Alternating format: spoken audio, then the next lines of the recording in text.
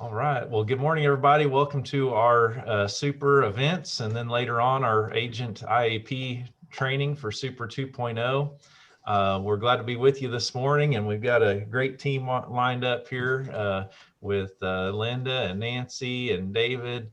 And we've got some good stuff for you. I think you're going to like what you see in Super 2.0. So before we do that, we wanted to take just a second to update you on our Eastern Region website. So I think you're seeing my screen here. And so a lot of those websites have transitioned to the new system. And we wanted you to know about this button right here. So hopefully you can see where my mouse is. There's a round black circle with 3 dots. That's how you get into our internal pages. So you click there and then click faculty and staff login. And once you get there, it'll look real familiar. I know everybody's used to seeing this page. You got the 4-H pipeline assignments. And then the other thing that I want to make sure and point out is if you click on calendars, you'll actually find the old calendar system that has all of the region events on there, in services and events and different things. And so that is still available, even though it's not on our home page. So I wanted you to know about that. And I'm going to show you that one more time just to make sure that you caught it.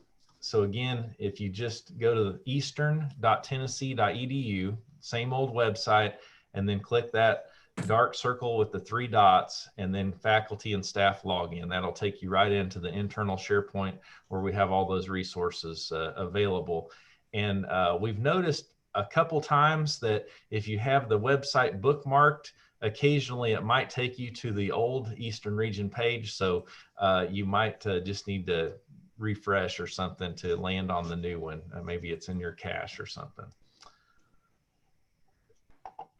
All right, a couple other announcements real quick as we're getting ready to get going. And David, you can take control of the screen there again. If you happen to be watching online, please email Kim Spangler and let her know that you've viewed the video so you can get in-service training credit in Super.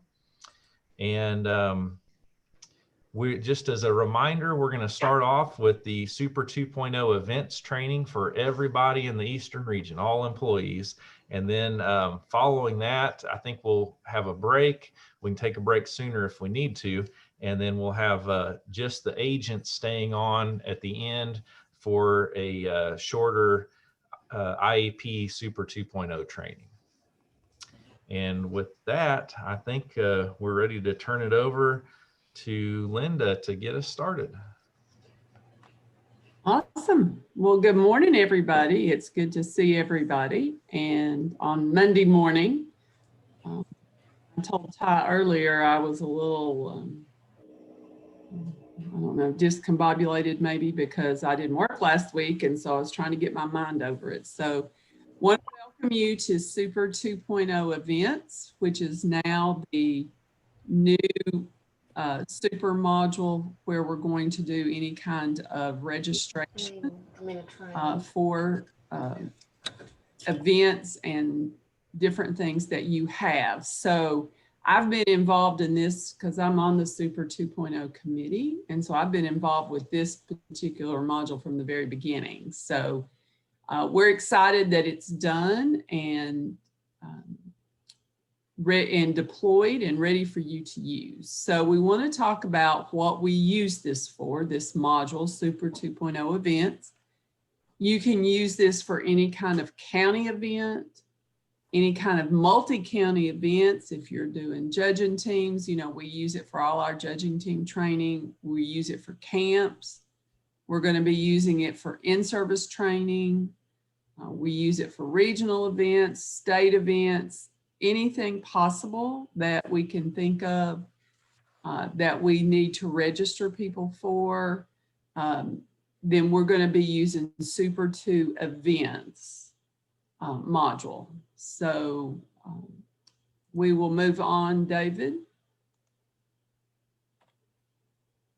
So we want to talk about what this should be used for. So using it for fee-based programs has not changed. That has always been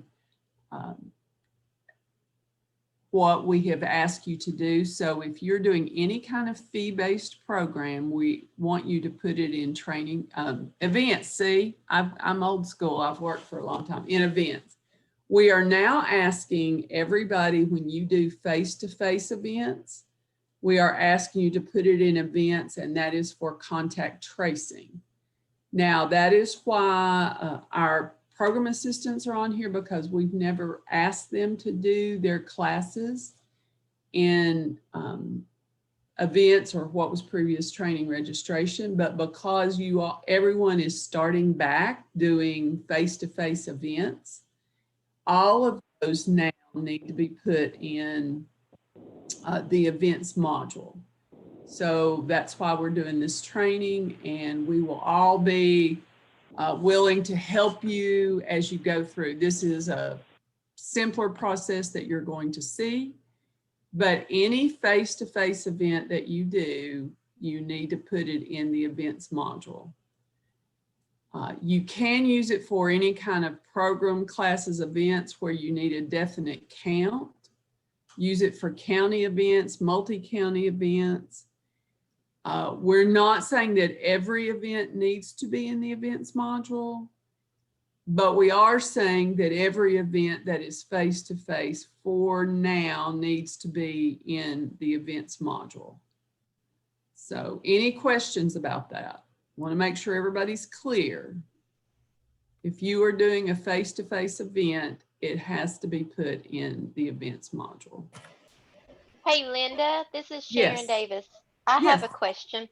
Okay. So if we have in-person club meetings, do those, because those are, you know, frequent and regular, do those have to be events because they're using this for contact tracing, or can we just continue That to is use a our role? great question, Sharon. And I'm going to say, if you are going to a club meeting where you have the young people enrolled, Mm-hmm. you know that club, it's in a school or you have a club, then I'm going to say no, you do not have to do that. Okay, We thank you. have to have some way to track contact tracing. And so that would be through enrollment that you would have that. And Okay. I might add to that, Linda, if that's okay. I think Sure. when we're the organizers of an event and we're the hosts, that's where this is very important. If we're invited into another environment, you know, like at a school, another situation, then the responsibility for that contact tracing is on that other group that is hosting the event. So I think that's where the difference comes in. This is Anthony. I have another question also. Okay. As of right now, I don't plan on doing any face-to-face. From the next program, I'm doing a lot of drive-in type of meetings. But in the future, I do plan on having face-to-face whenever we go back to somewhat semi-normal. I have meetings where are open to the general public, but at the end of it, if they'll attend 7 or so classes, they can get certified for the Master Beef.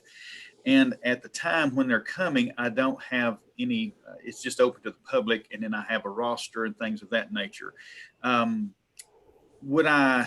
you go backwards? Is that something that you can do and you put in them afterwards? Yes, you can. Absolutely. If it's open to the general public, if I'm not doing a Master Beef, it's just a general beef program where it's open to the public. I don't know how many people are going to be there. Is that something that I would put in there anyway in the future? Okay. Yes. Until we are told that it is not necessary for contact tracing, any face-to-face meeting, whether it's, you know, it's open to the public and people just show up, then you need to get their name and, you know, get the information, and they're going to go through what the information is. But yes, any face-to-face meeting at this point, not saying that that's going to continue forever, but at this point, yes, you would do that. Linda, I have a question. Are we still going to do the COVID-19 questions as they enter? Every time we have a face-to-face, we have them fill that out. Yeah, that's different. That's different. Yes, you're still going to do that right now. Yes, but that's different than this. But yes, you would do that. Other questions? Great question. Ty, back to what you said, it needs to be an extension organized event, correct? In other words, like a real life example, I'm a speaker for a club this week and next week, both. They're organizing it, so it's their responsibility, correct? Right. Okay, Yes. got Yes. it. Okay, that makes sense. So if you're going to speak to someone, that's their responsibility. Got you. Yeah, that makes We organize and we're teaching, yes. I got you. Thank you. We want to answer all questions.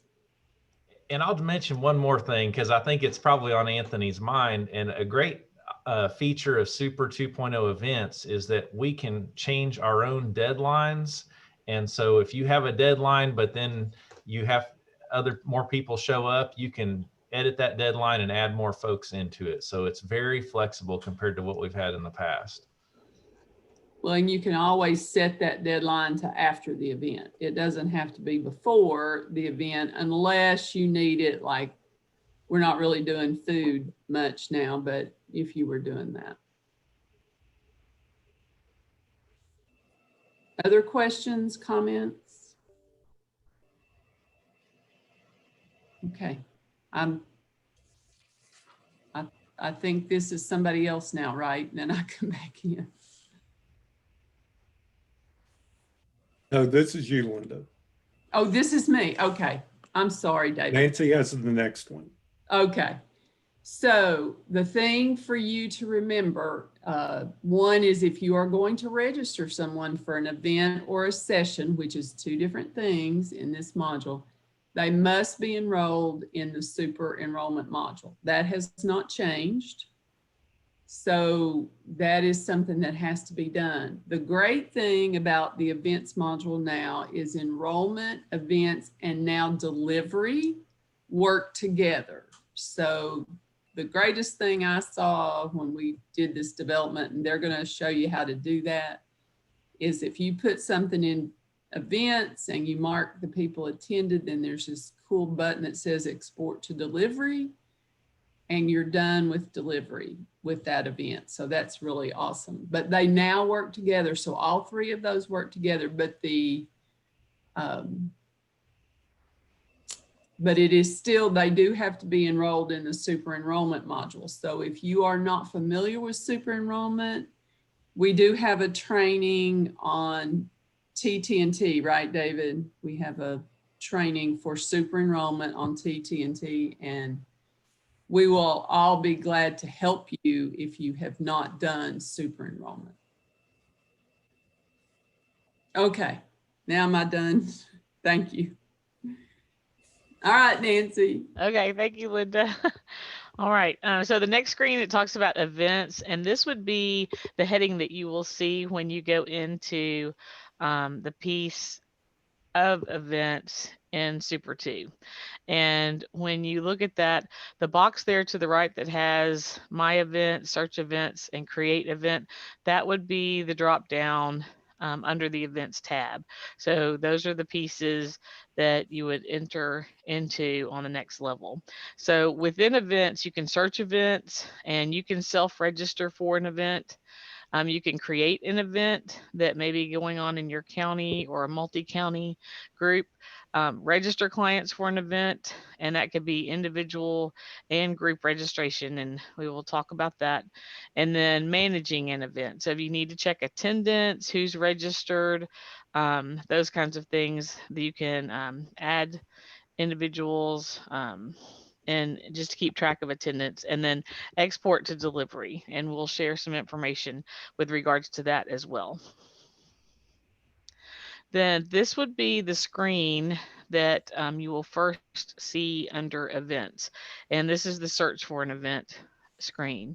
So you see you've got the date range there, type of event, the unit that's listed, and those are all things that you can search or minimize your search and get it so that you're looking for specific things. You can leave those things all and it'll come up with everything in the system, or you can pull through base program or just dates or those kinds of things as well. Then looking at events and the search results. So let's say you put in a piece that you wanted to search for, and then down below that, and it's all on one screen, you'll just scroll down and it'll note that it has 1 to 10 of 57. We've just taken a picture of what part of that screen would look like. So you can open all of those. You can select the one that you want. You have the title in the first column, and then listed the session. So there are multiple ones, and then the maximum number allowed, which is similar to what we had. Start and end date with registration, and then the training type that's listed. Over to the far right, you see the view registration or register button. That is the next place if you find that you want to take that joint animal science in-service training, and then you would click on the view register, and that lets you view more information about the in-service, and also there's registration information there as well. So you would click into that, and this is what would pop up after you see that. So looking at, we're going into the Zoom webinar, and there's a place there at the where the 3 bars are, the blue bars in the center of the page. You've got self-register, register coworker, or register client. So you can go in and register if you have a client that's registered in Super and you want to register that person, or register coworker. And then it gives you the start date, description, all that sort of information would be in there. So you would scroll on down the page and look at the details, and then select which one of those that you want to do. But I think, Nancy, can I say something? Sure thing. This is the very bottom of that page. So the top part of that page has the actual description and all the information. This is just sort of a summary here. Am I right about that? We're going to see it when David shows it. So I think there's some details above that box. Yeah, And I think we'll also at see the bottom that. of this, oh, sorry. Yeah, we were working in the development site, so Yeah, everything wasn't 100% when we had to do the screenshots. okay. That's what I thought. But there's more information than just this on that page. Just wanted you to know that. And what's neat is you can actually see who's enrolled or registered all on that one page and not have to click to different pages. And that'll be down at the bottom of the screen. I think the next person. Is this still me? All right, that's me. Okay. And my screen just did something crazy here. I'm sorry. There we go. Okay. All the people got big and I lost the screen share. So we're going to look here for just a few minutes at creating an event. And so as we're doing that, you can put your event title in and then select type of event. And you know, for most of us, it's going to be county most of the time, maybe multi-county occasionally. But there is some other options there. And so if you go with something besides county or multi-county, do that very carefully. If you have an in-service that for some reason you may have some responsibility to enter, if you're on a leadership team or something like that, it's probably a good idea to communicate that to the program leader so that they can make sure and look for that to approve it in Super. But for the most part, I think we're going to try to stick with only county and multi-county events unless you're in charge of something else. And Ty, I would say too, it's just like before. So if you did a county or multi-county event, it just approves when you submit it. It's not, it doesn't go anywhere for approval. So it's the same thing. It's just the others, the in-service and the others that would go through an approval process. Right. So then you're going to select your delivery method, and your choices are face-to-face, video conference, or web-based. And to us, there's not a whole lot of difference in the video conference or web-based. Some could land in either one, but you just pick the one that you feel like describes your program the best. And probably that's going to be video conference in a lot of cases. if you're not face-to-face. The participant fee, we're going to look at that a little bit more in just a minute, but that's for your course. So if the whole course or class costs a fee, you can put that in there. If it's 0, you can just type a 0 and you're good to go. You're going to have a registration deadline, and especially for in-services and things, we used to have to, if we had to change the deadline to get more people registered, we had to email John Toman and they had to go do it as an administrator. But now all of these events can be changed as far as the registration deadline really easily. So we don't have to go through extra steps. And then you can put a short description of what your event is.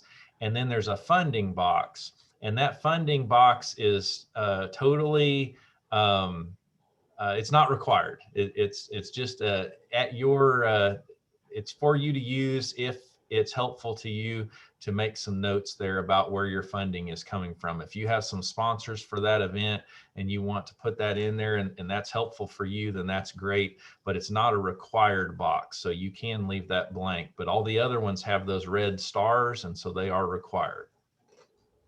And please note, you can actually see the red asterisks now instead of them being tiny. You got it. All right, so then once we do that, that's at the top of the screen. Then you're going to have some filters to add some description to your event and select what base program, what research knowledge area, and then the topic that it goes along with. And so you can also select keywords if there is a keyword that applies to your event. But again, that's not got the red asterisk, so it's not required. And then you can associate it with one of your state action agendas. Also, if it's in your plan, and then that would put it when you go to delivery and you upload that to delivery, it would land in your plan delivery rather than your base program, I believe is what that's for. So make note of that. Now, the next thing we're going to look at is sessions. And this is what the one thing that's a little bit different, and I don't know if you're going to like it as much, but it does give us some flexibility with Super 2.0. So at least one session for every event must be created. Okay. Now, if you have multiple sessions and you want to enter multiple sessions in your events entry, then you have that flexibility to do that. But for every event entry, at least one session has to be entered. So you may list this you may list the same title as your event if you're just entering one session, or you can enter each different session.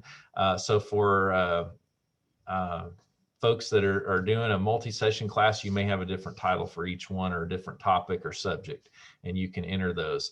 I think this is what works best for you considering what your event is. And so just think through your situation as you're entering these events.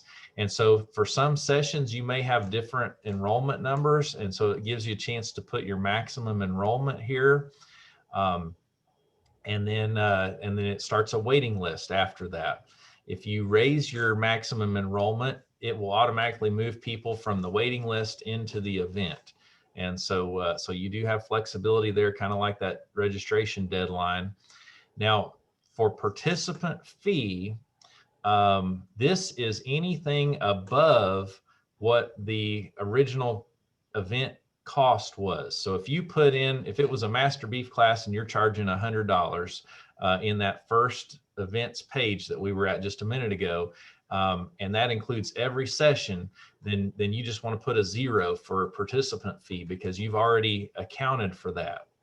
But what if each session cost maybe a different amount, or they signed up for the number of sessions that they want to go to and each session had a cost? Then maybe you put 0 on that first events page and then you enter those in each one of the sessions. So it gives you some different ways to keep up with things and monitor participation depending on how you set up your event. For most of us, I think our sessions are going to have a 0 participant fee, and if there's a fee for that program, we're going to put it up on that first events page. But again, just gives you some different ways to account for things. You've got your contact hours, just like we did in the old Super, and then start and end date. We've got a chance to do a little description and to tell the location. Now, down below, if you have internal instructors that are involved with different sessions, you can list them there. And so that's where it might come in handy if you're teaching a multi-session class and you have a different speaker lined up for different sessions in that course or that class, then that's really great. Now you can actually identify who is teaching at each one, and then when you export the export to delivery, then only those sessions would be associated with that individual to be the presenter. So so this is kind of a neat little deal. It may look a little like you're doing a little bit of extra work, but when you consider that it's loading into delivery, I think it's pretty useful. So we'll have a little instructions on that later with a live demonstration. All right. So then each time we have a session, we also have the ability to create a question to go with it. So it might be something as simple as, do you have any special dietary needs? And you can answer that for each person. You may not even need a question to be there. And so it's not a requirement, but you can add multiple questions and you can have different types of answers. So, so that's available for you. And then down at the bottom was a create button, just to make sure you see that. That's the last thing you're going to click to actually create your event. So make sure you find that green button. Thanks, David. All right. Once you have created it, you'll have this show up under your facilitated events and under my events. And so if you want to edit one of those events, facilitated courses or events, and you can actually choose the year. So these are going to be organized by year. Then you can click that yellow edit button, and that allows you to go in and edit the event. And it's a real simple process. It'll pop right back up just like when you created it. And we've got that on the next page. And you can make some changes to that event, and you can slide all the way down the page, whatever it is you need to change. And then again, hit that green submit event button and you're ready to go. So it might be as simple as changing the registration deadline or the number of people allowed in, maximum capacity for a session, so you can get more people enrolled into the event, and then hit submit event and you're good to go. So I do think, Ray, David, go back another slide. Okay, so you have to, once you create it, this is the screen that pops up, and you have to go into the edit screen, whether you did it or not, to get to where you submit it. So you have to go into that edit button because there's no submit on this page. So then you go to the edit event if you don't need to edit, then you submit it. And if you've screwed it up, you can delete it. So. All right, David, I think we're ready for you, maybe. Okay, thank you, Ty.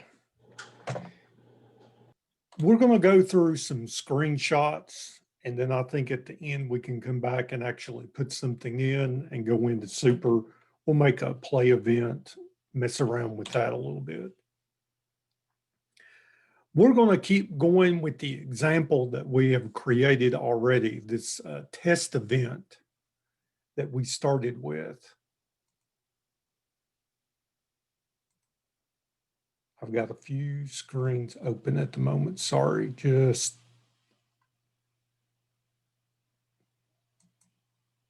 Okay. And from this test event, we can come in. So you've created it. Now, what do you do with it? Well, we are ready to go in and register participants in it. So when it's gone through and it's been approved, you'll see that the screen has now changed, and you're going to get this little green button. And if you come and click on it, it's going to be register participants. So we can come in, click on that. Now, this is where things get, I guess the enhancements are really coming into it when we look at it. Is that when we come in, we're going to have choices of what we can do. We can come in and we can self-register, which that's easy. It's what we've been doing.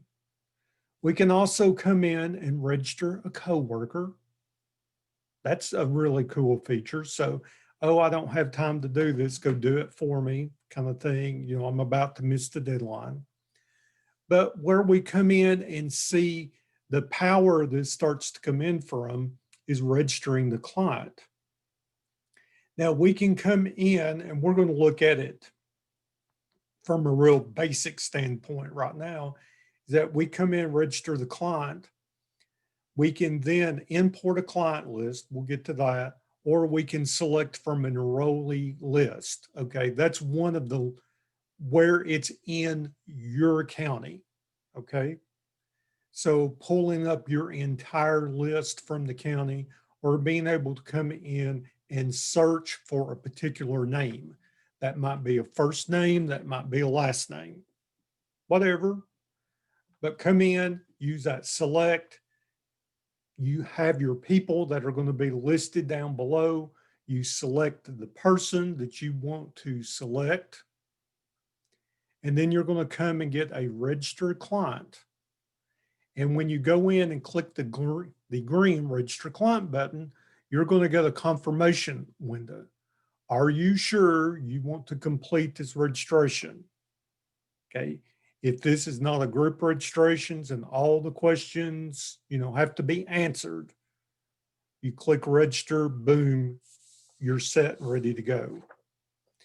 This works really well that you can come in and do a group of people.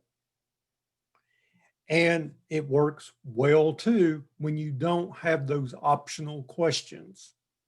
If you have optional questions that you have to answer for each person that's going to be registered, you need to do it individually because those answers could be different for each person. But if there's no questions that you need to go through, it's real quick. You can get a whole group of people in all at one time.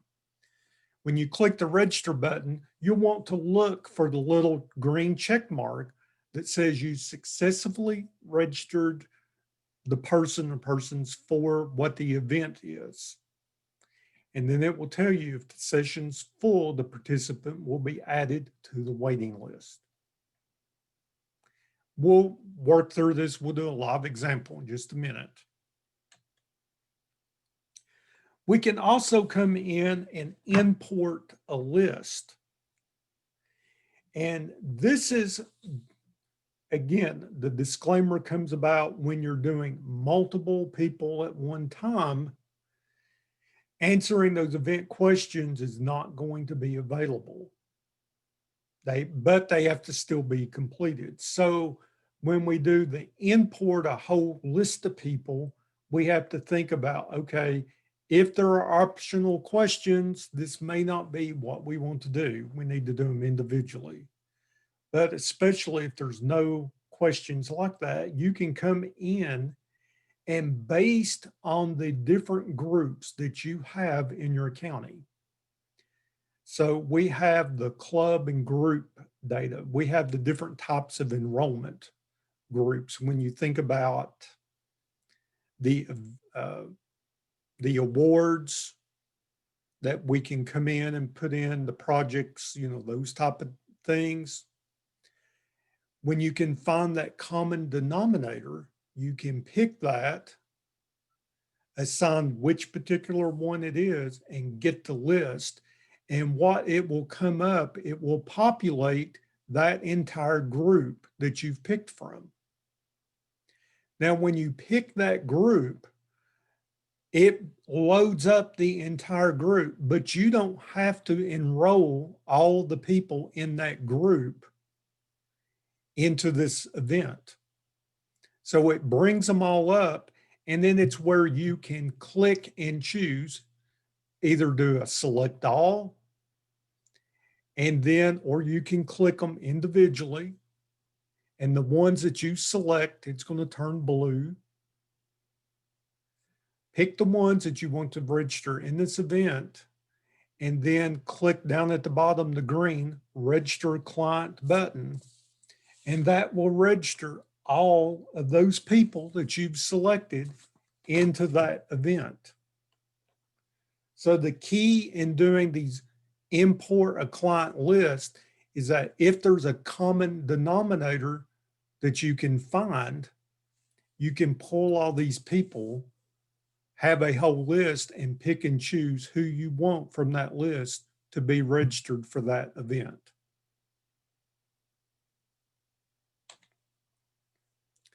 So when we are doing group registrations, we need to be aware if there are questions, and they have to be answered before the registration is complete.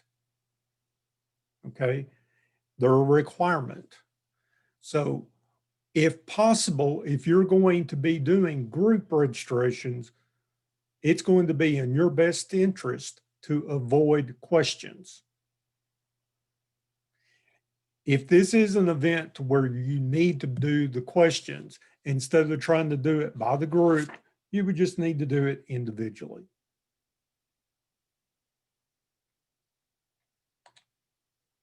Okay. Now, when we come into and we've looked at, we've created the event, and now we've looked at, real briefly, just how to get some people in there, and we can do the group or the individually. Well, what happens now?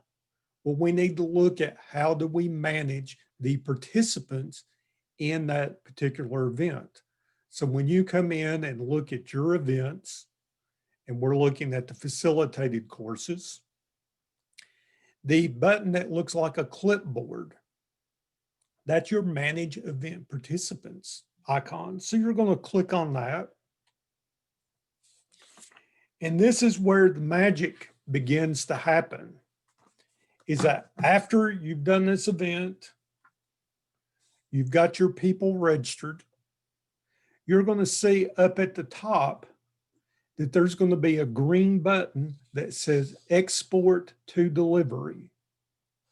So when you have all of these people registered and entered into this different event, you go in afterwards, click export to delivery, and it puts it in delivery. Bam. So this is what had Linda really excited about, and what had been pushed is that we needed to make this process a lot easier. So really, we see another huge benefit for putting our things into our events module is that now there's that direct connection that goes to delivery, and it will go right in there in one click of a button.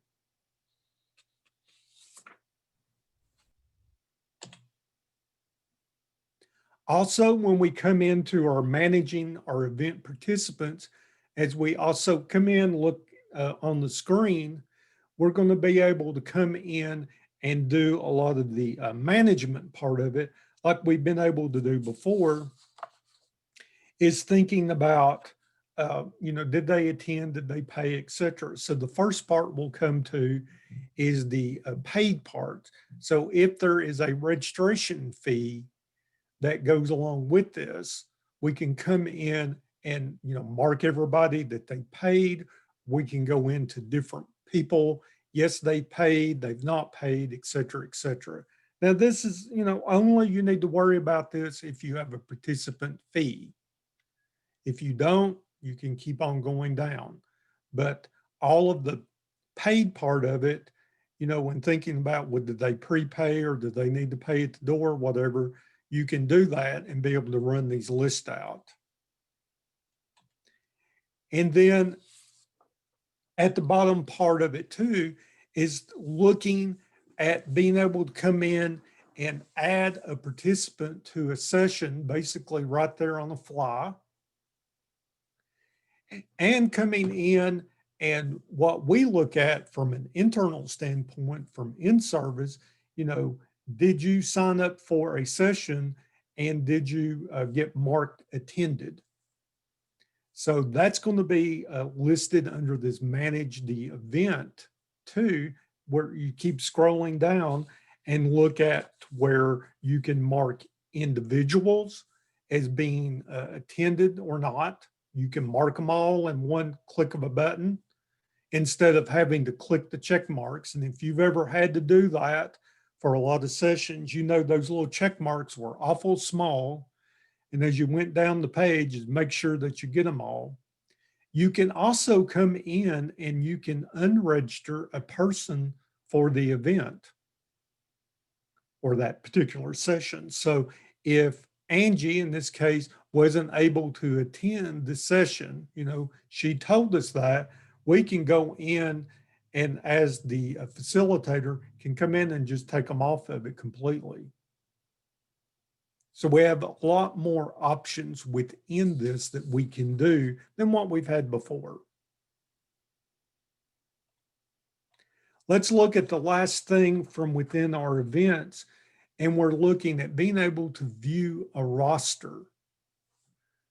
So the roster comes in, and that's what we can use for a lot of different things outside of Super.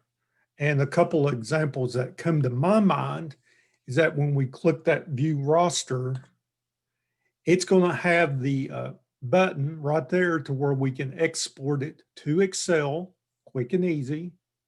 But where do you use this information at? Well, I think of the years that, you know, that we've gone to camp.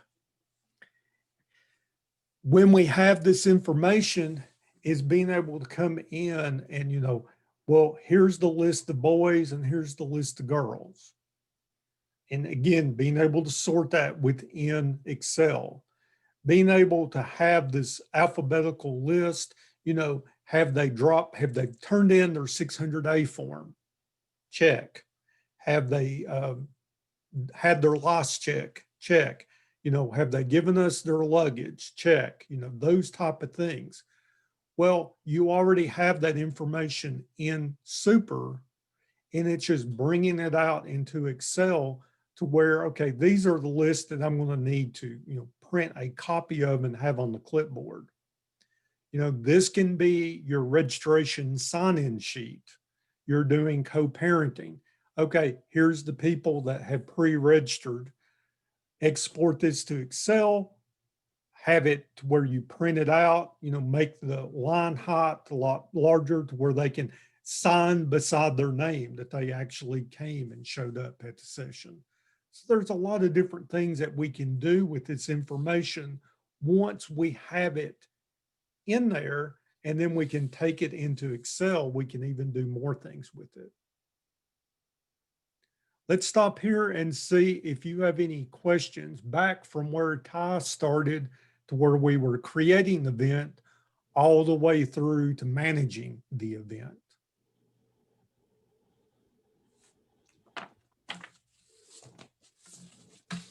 David, we did have a question. Amy was asking, like, if you're doing groups, project groups or classes that are doing hybrid, where they can either do in-person or Zoom, should they register only those who do in-person, or should you go ahead and register all? So we want to be sure to register everybody in there. And one of the good things, especially for those of you who are new or who haven't done events before, is that when you put them in there, then those things automatically go into your profile module and your performance appraisal.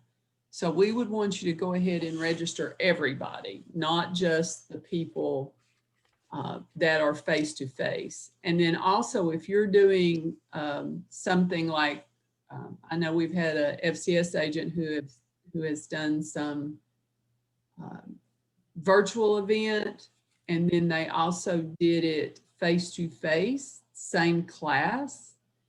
Then that's one of the good things about having events and then sessions, is because you could have an event, one event for that class, for the whole class, and then you could do the sessions, the one virtual session, one in-person sessions. So yes, go ahead and register everybody. And then if they don't attend, you can not mark them attended. Amy, does that help you? Yes, that does. Thank you. I just didn't know if it mattered with, because y'all mentioned contact tracing earlier. I wasn't sure exactly how that worked with our rosters here. Well, I think you would want to note those that were in person for sure. One other thing I thought of, and Linda, that was a great explanation, is that if you have one session for that event and then ask a question, will you be attending face-to-face or virtual? You could also account for it that way. So you've got a couple That's different good. ways to approach it. Perfect. Thank you so much. Good. This is Anthony. I was noticing that the questions had a red star by them, looked like they were required.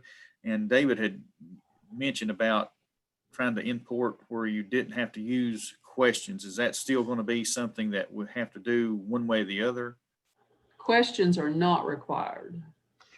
So creating a question is not required, but once a question is there, it is required to answer. I think that's where the confusion is. Right. So if you make a question, it has to be answered, but you can choose to not have any questions when you create that event.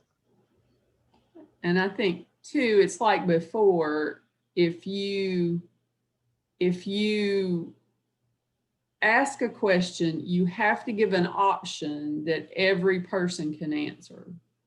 So, you know, because again, it's required.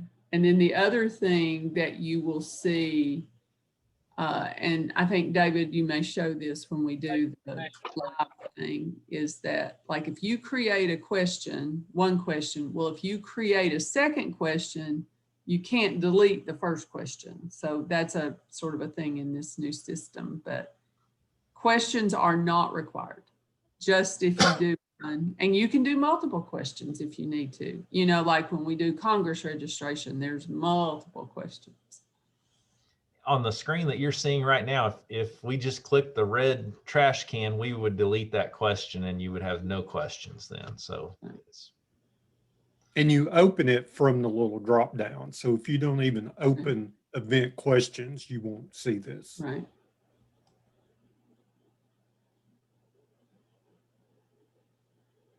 Any other questions? And I'm going to let Linda and Todd take care of the chat questions as we go through. But do we want to move on to our live demo? I think we should. Okay. Let me come in and quit sharing that for a second.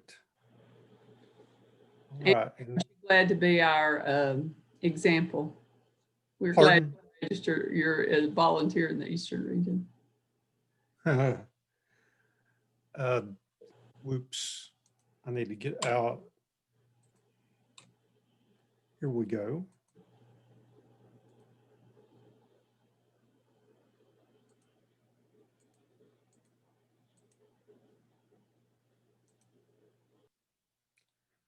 I keep minimizing my Zoom screen, which I shouldn't be doing. Here we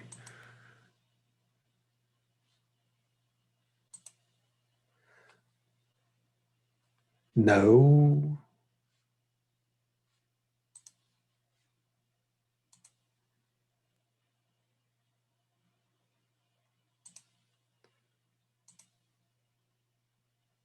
There it went. So I'm logged into Super 2.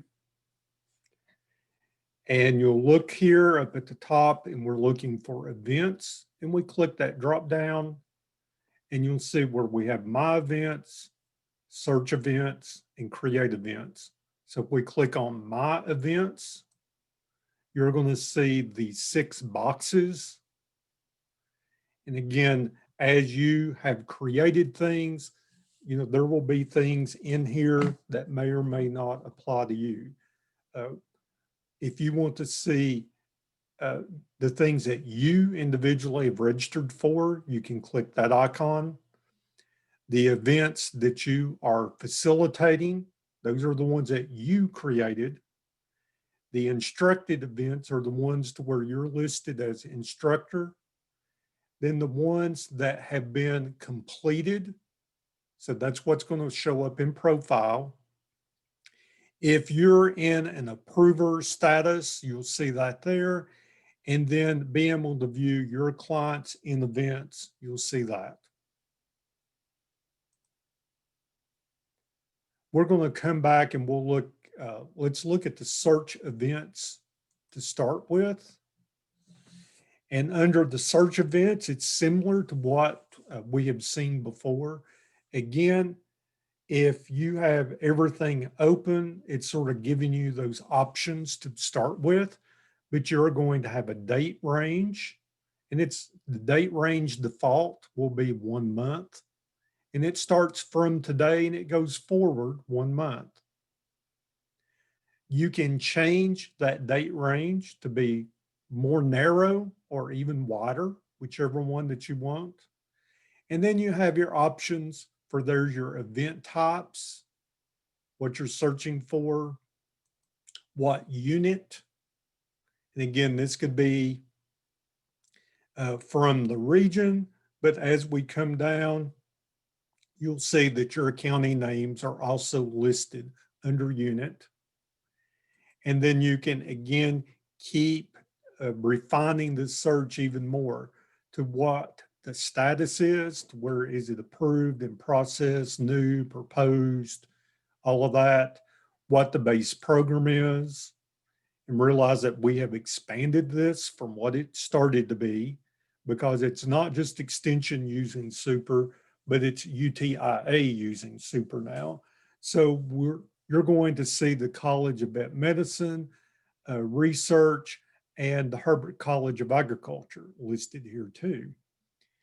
Your knowledge areas, those will be listed along with topics by state action agenda, or if you wanted to look at instructors.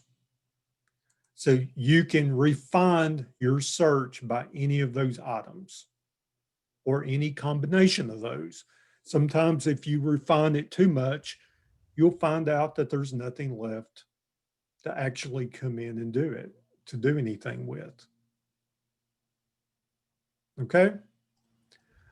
Dave, We're going to Before you go on there, there's something I want to point out. So if you look down where those events are, and if you look at it, you see super events training. That's great. That could be any place, anytime. If you look at 2020 fall MG class, that's great, but where is that? Don't know. If you look at the next two, you'll notice that Greene or Greene County is part of that. So I guess this really goes when we're doing create an event, but always put your county name first. So if you're creating an event in your county or multi-county, then always put the name first, because you'd be surprised how many co-parenting classes there are, or I'm looking at another fall master gardener class, or that kind of thing. So always put your name. Those are some real good examples right there, because if you're searching for something, you want to be able to narrow that down. So that's when you create an event. Sorry, I guess I should have done it there, but that was a good example. Yeah, that's a great Well, and point. what's nice about it is because you can edit this information, it's a lot easier to, if you Yes. find out you made a mistake, you can change it very quick and Yes. easy. The one Todd other sent thing- me a note and was talking about that this year there's not going to be an official list of in-services for 2021.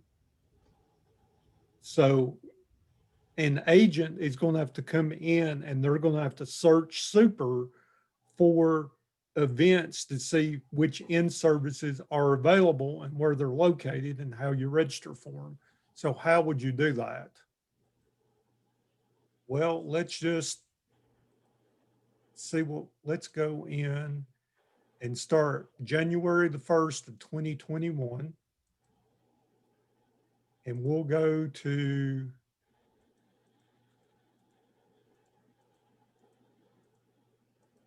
December 31st. Let's just grab a whole year. Change the event type to what? In service. Unit, I would probably leave that open because if you're looking for all of them, the event status, all of that. If you wanted to search by base programs, if you wanted to find all the 4-H youth development in-service trainings that were going to happen, you could select that. You know, probably that's You don't have to select enough. all of that, all those. You can just the date range. So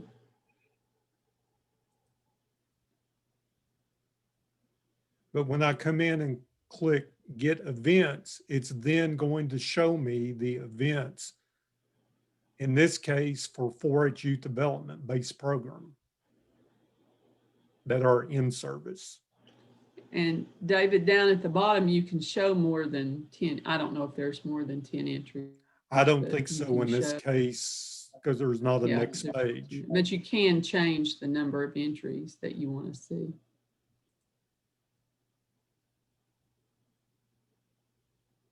So I could go in and I could change this to family consumer sciences and say get events.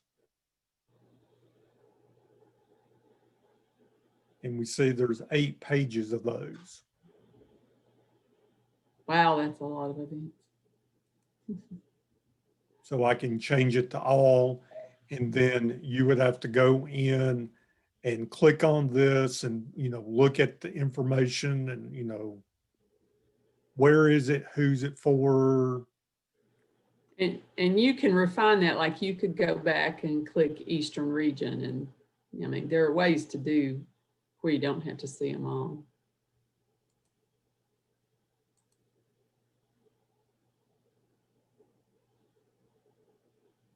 Of course, that didn't really help. They must not have marked that. So change the not, go to A&R.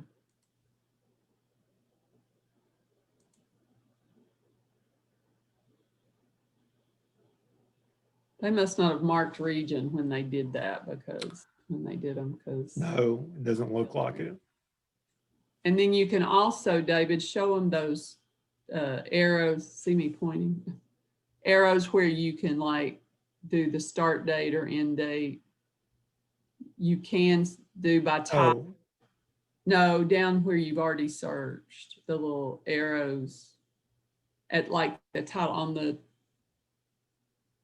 no, like go to start date. See the little arrow? oh, Yeah. search the sort arrows. Sort arrows, I guess. So Kelly was asking, can you sort alphabetically? Looks like there you go. And all of your search results are going to have that.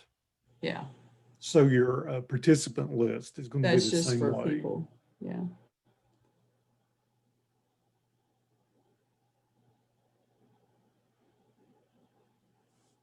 So we've got our searching. And then if we came in and we create an event,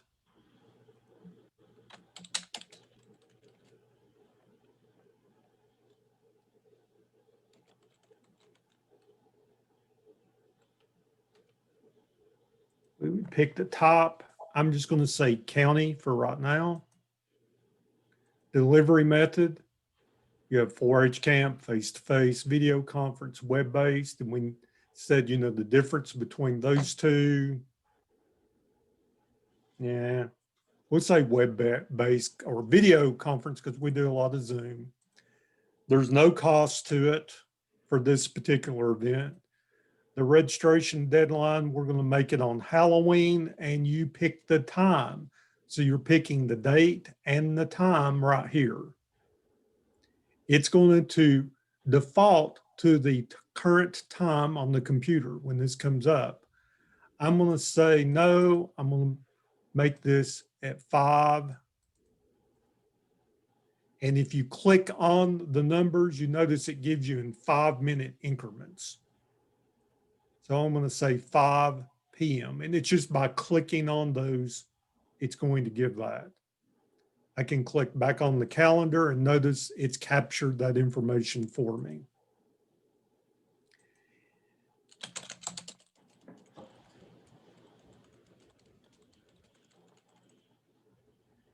Gives you a countdown, how many characters are left. Funding, I'm going to leave that blank. I'm going to come down and pick, well, what base program it is. I can pick one base program, which is required, or I can pick multiples. So I can say this is 4-H, Ag, CED, and Family and Consumer Science. And one thing too, go back to that just a second.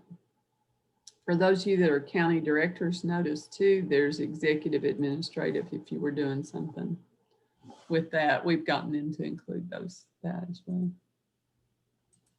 Picking what is our knowledge area or areas.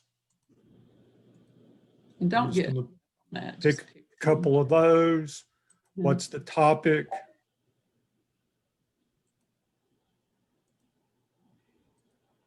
There are the keywords if you needed to. And notice that's a very condensed list, It's the same list that's in the other one, as in delivery. as in delivery. And then you'll see that your state action agenda, those are the same type things too. Again, not required. So. Then we come down to the section that says sessions. At least one session must be added for an event. So if I try to create this event right now, what happens? It appears that one of your sessions is missing a title. Okay. So I'll come in and I just click the arrow to open it. That's where it expands it. So I expand and keep scrolling down.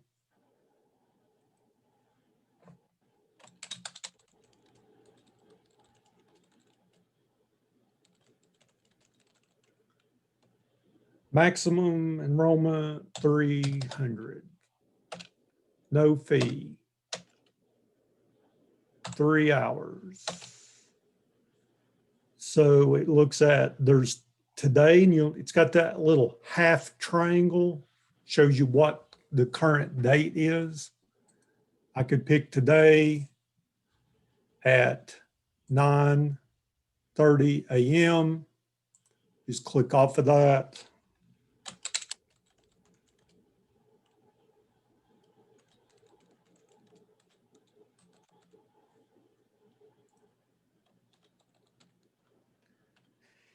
And, you know, if it was a Zoom meeting, this was in service, you know, you could come in and put the HTTPS zoom.us, you know, put in the copy and paste the URL link into that. Those are all requirements. Down below, you have your optional things to put in. So if you have other internal instructors, you're the facilitator. So if you're the admin, you're creating this for whom? Okay, be sure and put in the agent or agents' names who will be actually conducting it. So I could pick Eastern Region, and then I could put Ty Petty's name in there and add Ty in. Linda, it looks like they've taken you off. Awesome.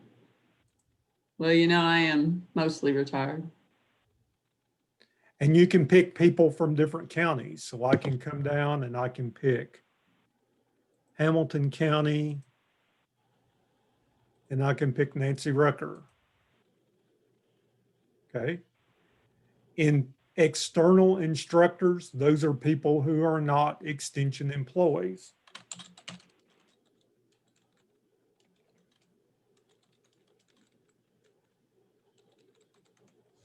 At least there's a place for me.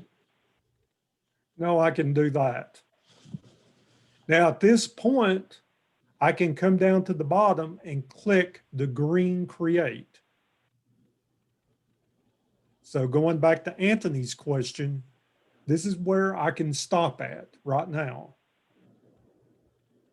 But if you have event questions, and again, a question that's going to be for everybody to answer, you would just open up the little drop down arrow, then click on add question.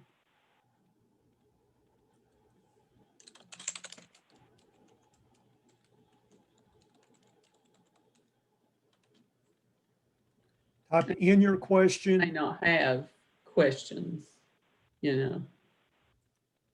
and it can be free text, multiple options, or a single option. So single option would be typically yes, no. Multiple options, you've got 3 or 4 choices that you can, make, and you can pick multiples of those. And then the free text is you just type it out.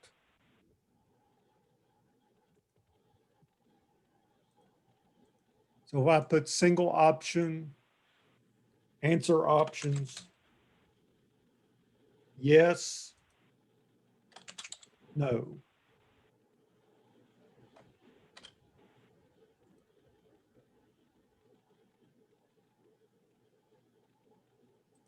I'm going to delete that question right now. I'm going to create. Is missing an end date? Well, yes, it is missing an end date. It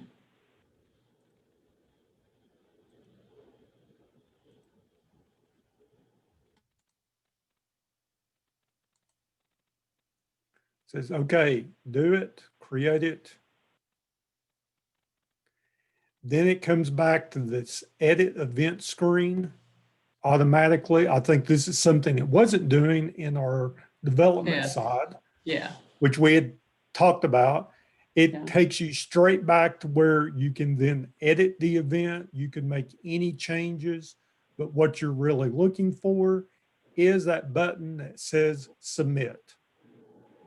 So it tells us the event has been created. I click the submit button, and then it tells us our training has been submitted. So at this point, your training has been entered and it's ready to have people put into it. When you go back and look at your facilitated events,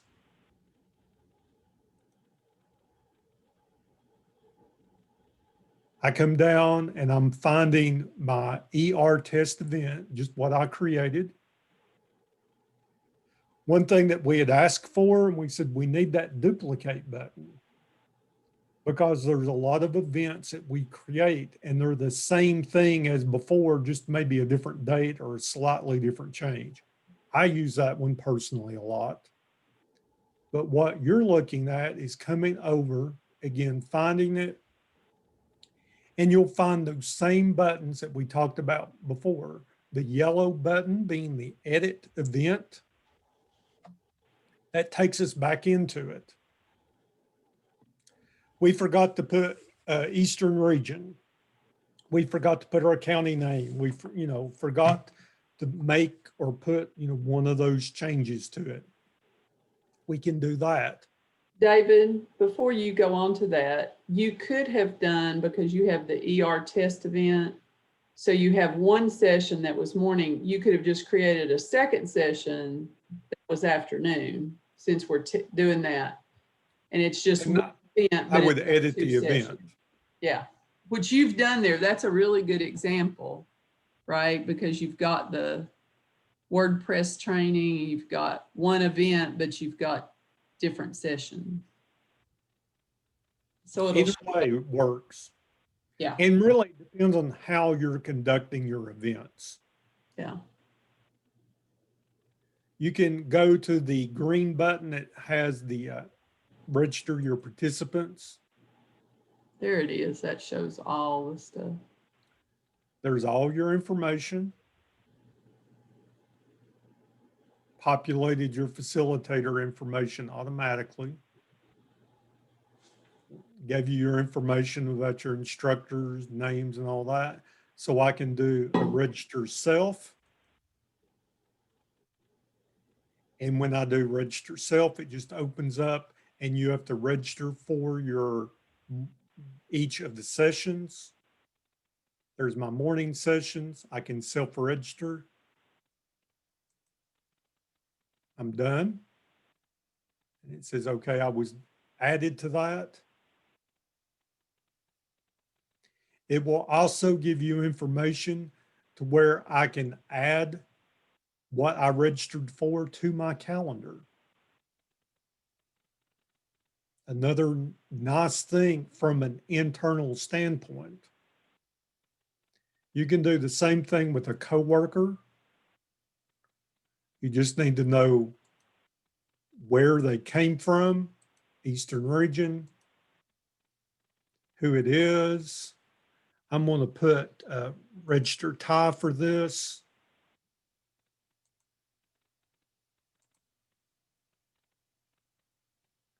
And now Ty got registered for this event too. And I can continue to register more coworkers. As I've registered people, notice at the bottom, it tells me who has been registered into this event. It also tells me, are they an internal or an external client? Well, what's internal? That's who we are. External is a client from the registration module. I can then come to register client. And that's where I have my import from the client list, or I select from an enrollee list. Do the import client list like we did. Now we'll see what we get here because our lists aren't going to be the same like you have, but it's going to give us those types. And you've seen the same type of thing within enrollment. This is identical to where you have the activity, the award, the interest, and club group. So trying to figure out what your common denominator would be.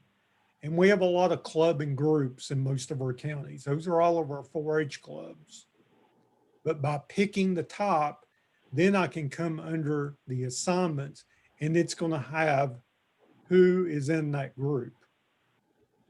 So if I pick the pig group, and I can select multiples too. It's not just one, I can select a whole bunch. Let's cross our fingers and think that some of them show up here. Get my list. And I have no data available in this because I have nobody in these particular clubs or groups. Now we got some to show up when we did the test, but if you put them, I had to go into the test data. And, okay, all right. But you'll have people because you all have more, you have your clubs and groups. But if I pick activity, no, I can pick what activity that is. You know, there's bread baking at whichever level, you know, local, county, or whatever, and what year. That's the same information that you see from the enrollment side. Pick that, say get the list. And it's going to bring back those results down here. Now, again, I'm me, I'm in the region office. So there's a lot of this that we don't have as far as our group of information. But it just, when it comes in with this list, you click the individuals that you want to enroll in this event. And it's just clicking their name once to highlight it blue. And when you've done that, click your green register client, and then it would add them to your participant list at the bottom.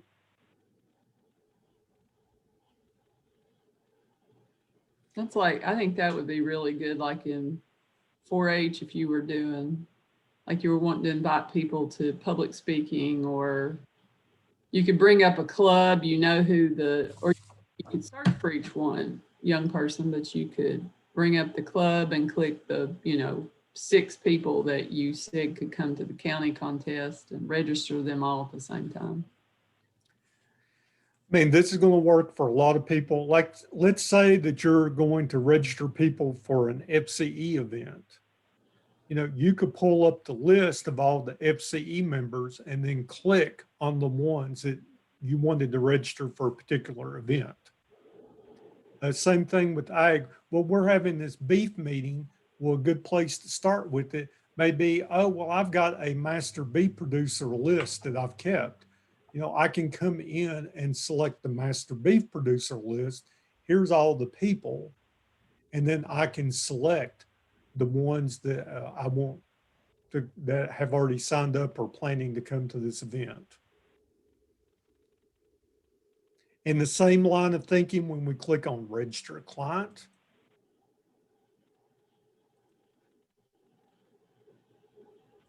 we're going to do it from an enrollee list.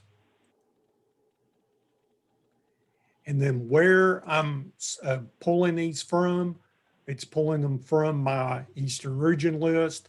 I can then select the person, and it lets me do one person at a time. Yep, one person at a time to put them in.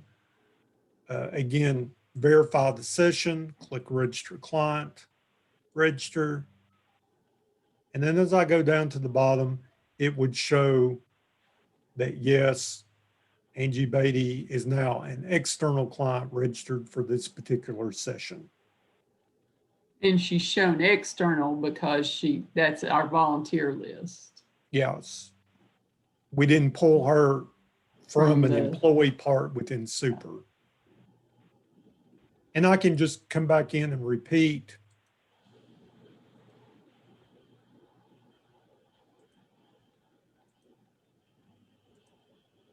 So in a few clicks of a mouse, you've got them in. And again, they have to be in enrollment before we can put them in.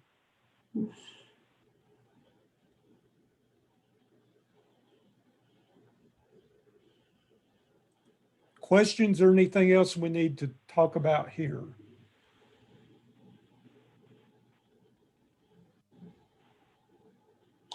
Okay, I have this question because I don't remember.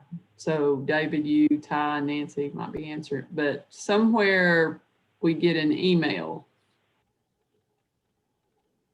Am I right about that? There's emails sent when.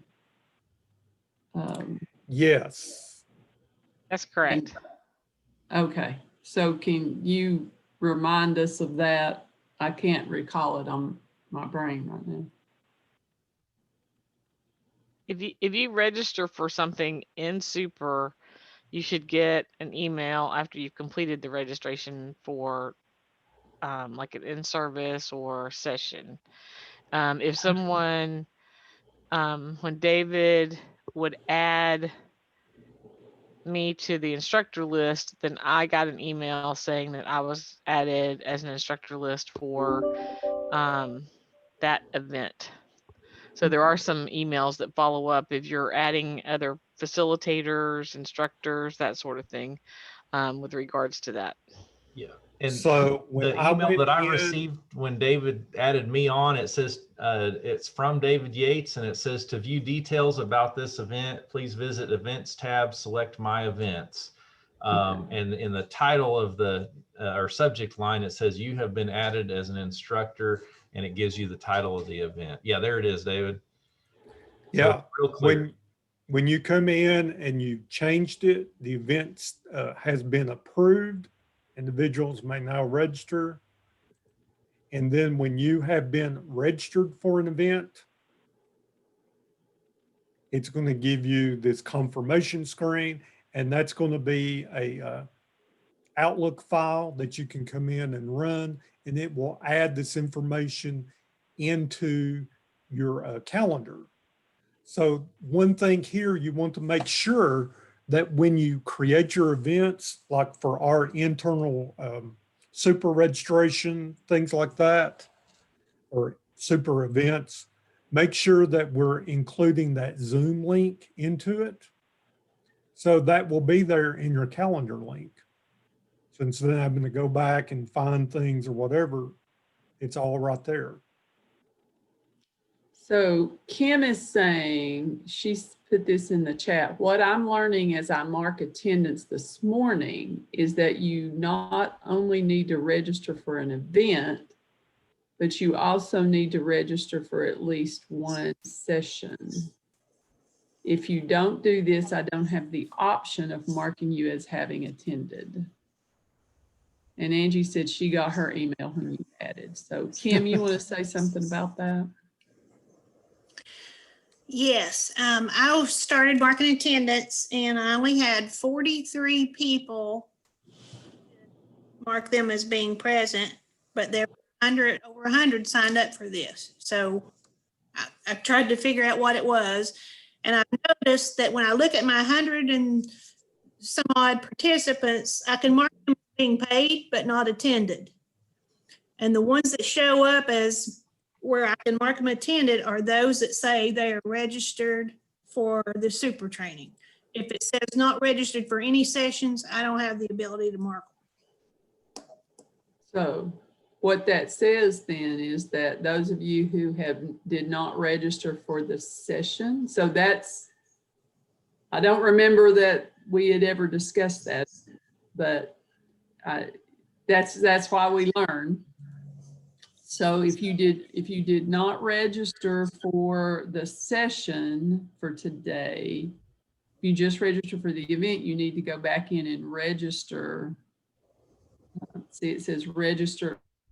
This is, I guess, our test thing, but make sure that you go back in and you want to register for the session. So you can go ahead and do that today, because I think I'm pretty sure, Kim, the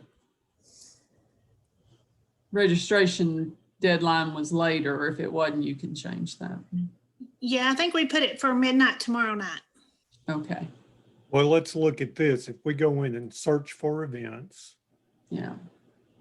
and we come in and we want to view register for Super 2.0 event training,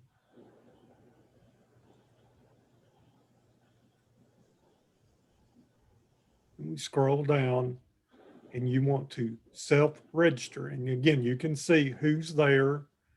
When you come in and look at those entries, you can come in and view them all. And you can do your sort at this point from A to Z or Z to Y or Z to A. You can change if you wanted them sorted not by alphabetically, but by county. There's everyone from that, then internal, external registration status. So if I register myself,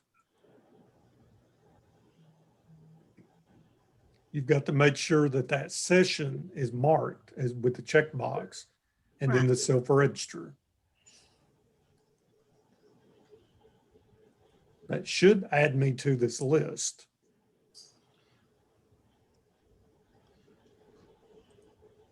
And it did. So Kim, as the facilitator, should be able to come back and be able to see that that's paid. So or not paid, but as attended. So the thing is, when you do that register, you had to, it looked like that session was already checked. Yes. So, I wonder if there was an update to Super that happened after some people had been registered that made that automatic. Maybe it wasn't automatic in the beginning. Yeah, if that was because you had it before Super 2.0 events came out. So I wonder if that's it when it got shifted over. I registered this morning and I went through the same process and I'm on the list and everything, but Kim, can you see me, use me as an example? I cannot see you. And I figured this out with Lacey Moore. Me and her were going back and forth and she was showing me where she was registered for the event. And I can see her as I can mark her as being paid, but when I come down to my session, that's where I can mark people as attended, and she was not showing up there. I don't know. So that might be, David, go to this morning's, this is the afternoon session. Let's go to the morning session. That could be something, He didn't facilitate. I may have to show my screen in order to manage participants so you can see what I'm talking about. yeah, but let's do the morning. I just wanted to see if the status was any different.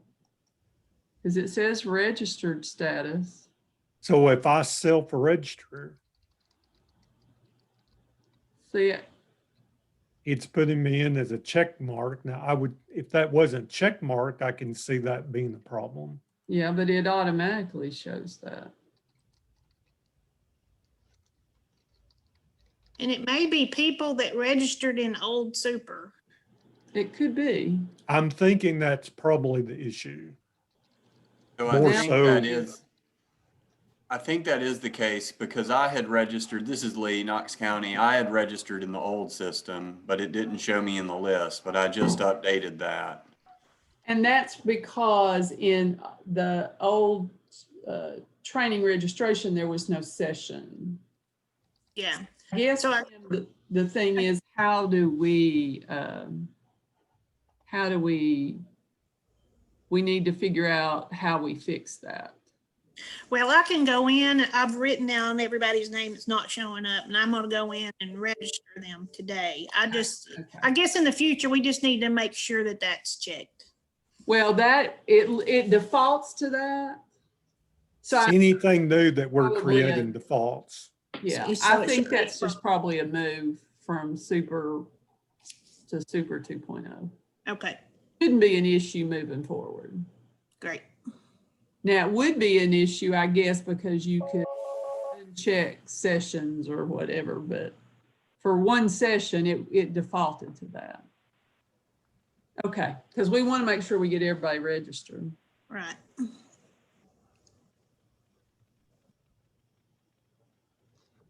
Anything else? Everybody, so.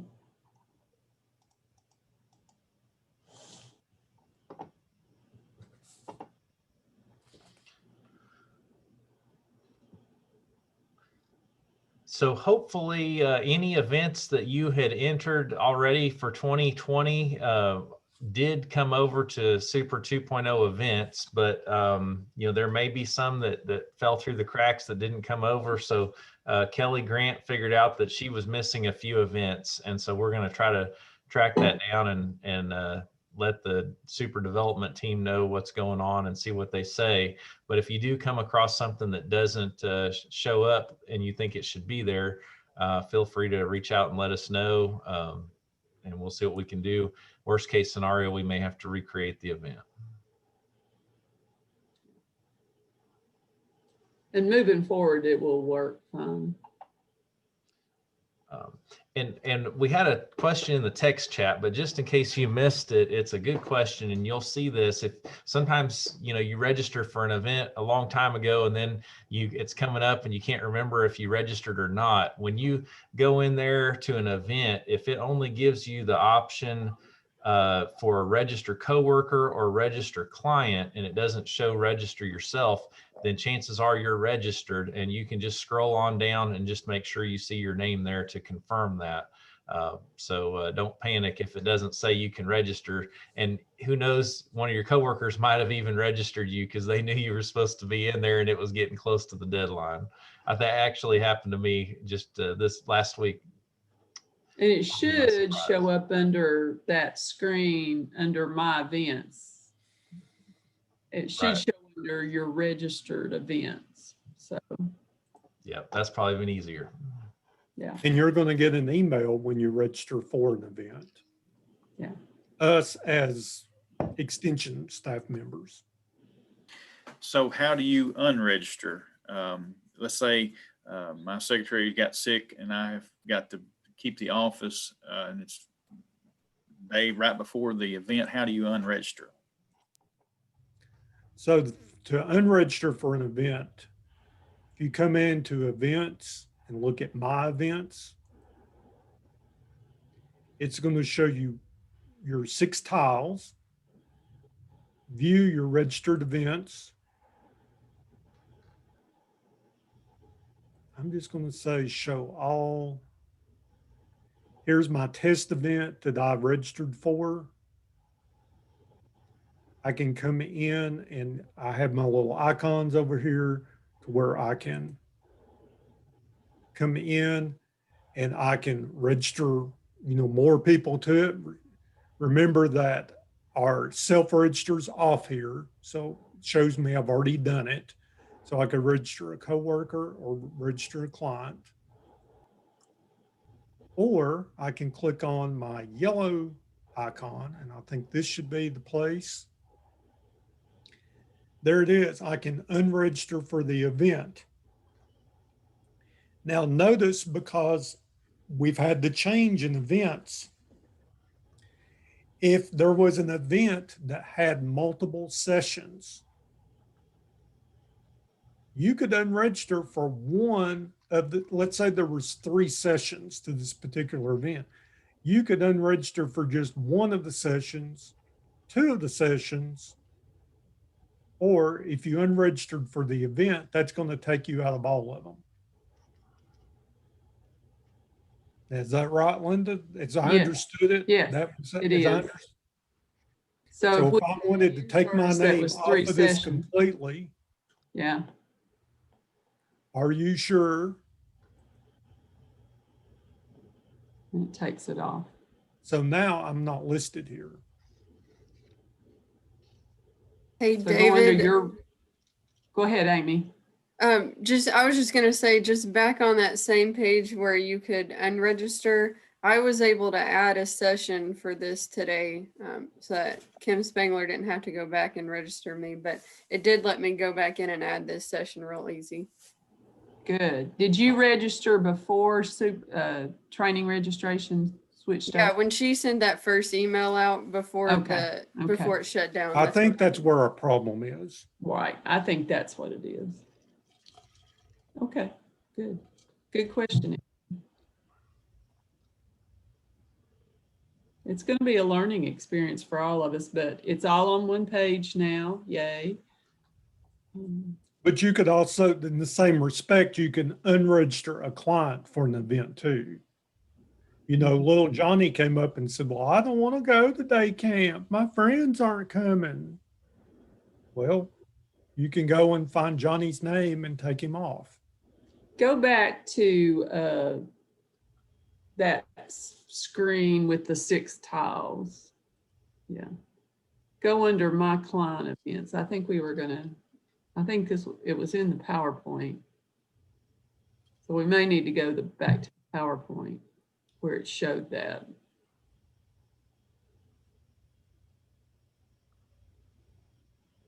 What that looked like.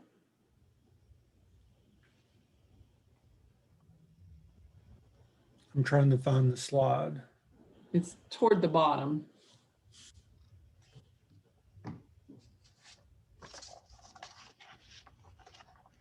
Because it's where it had unregister and all that.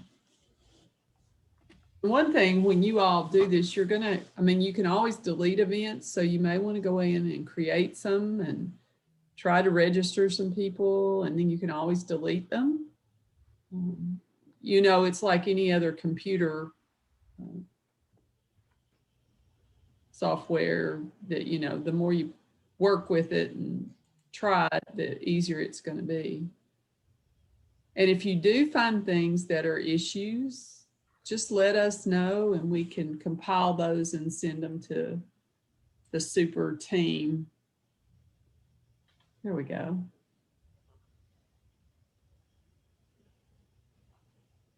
So this was under my client events. This was something we created, and you can pull that up. You can edit clients in the event, and you can register additional clients there as well. And then go to that next slide. So we brought up the whole event deal, and there you go. You can Go back, yeah. You can unregister for the event or unregister for the session. And again, if there's multiple sessions, it's the same with clients as well as you. If there are like multiple, somebody signed up for multiple sessions, you can always unregister them for a particular session if they can't come. And, you know, I see this like with FCS thinking about like co-parenting, you could do one event and then all the sessions under that one event, so you don't have to always keep creating an event. You know, or multi-session events, if you're doing Tai Chi or Matter of Balance or some of those, you can always do that and have the different sessions. Lots of opportunities there.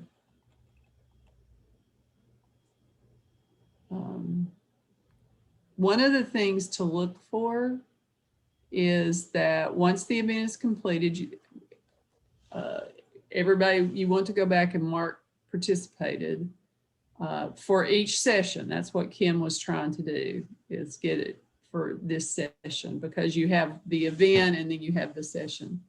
It will export to delivery for facilitators and instructors, which is awesome. I had something else I was going to say, but I forgot what it was. And again, the important thing to know is once you do this and you go back in and you mark your people attended, then those events that are in there will show up in your profile module, which we all know how important that is for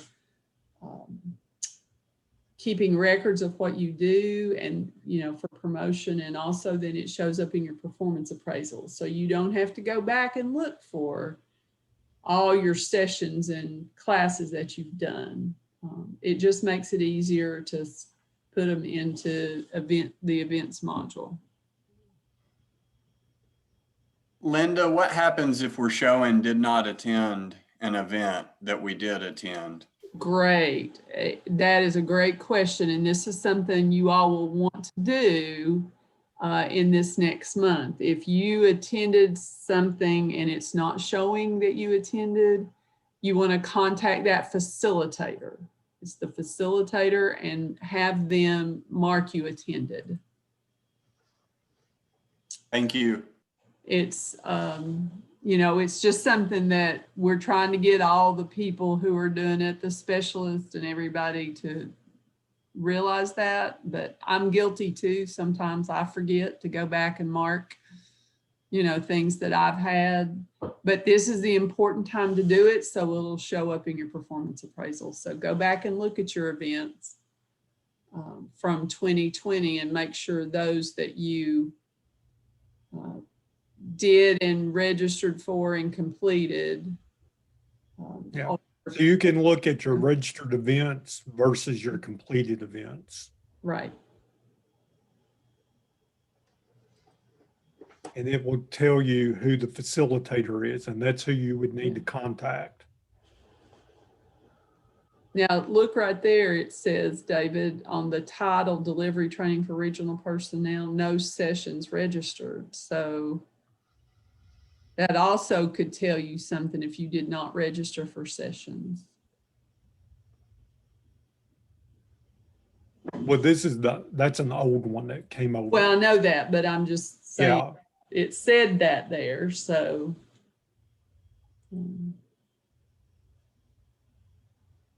And see, when you clicked on that, it said register for the session. So there's another way to do that. So that might be something you all want to go look in for your registration for today and make sure you're registered for the session.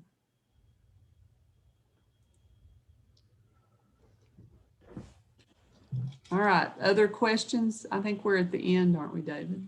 Mm-hmm. Okay. Questions about enrollment events? Oh, I can't keep it straight.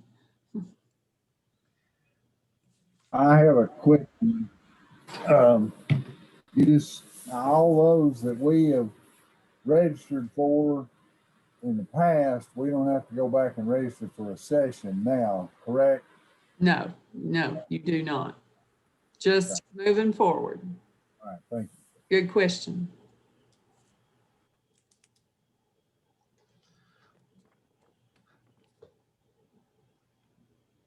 Well, it looks like we're The ready to help wrap guide. up here. Oh, yes, yes. Tell that, was that sent out to, wasn't that sent out to everybody?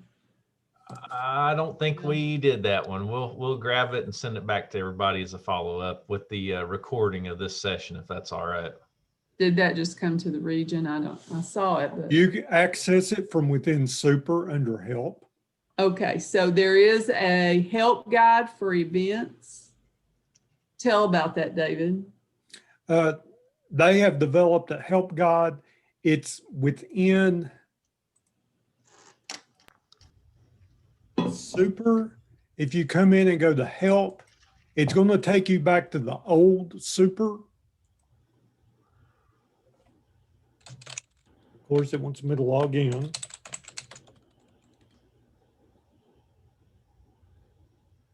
And if you go in and look under events, there is a event module handbook.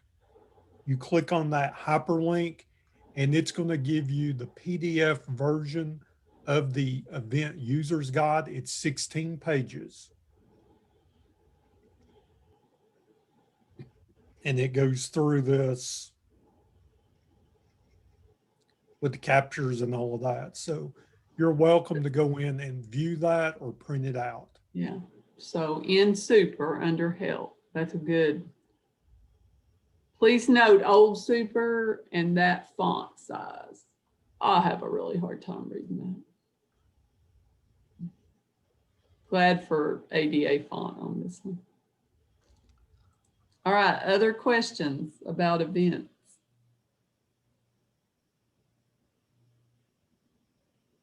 Then I suggest we take a, 7-minute break. And agents, if you'll come back, right, Ty, we're gonna go quickly over IAP. The rest of you, thank you for being with us. Let us know if you have questions. Ty, you may have something else you want to say.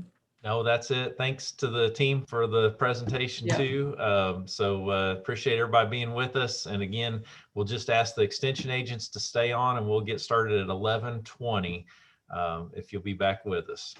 See you in a few minutes. We'll stay right here.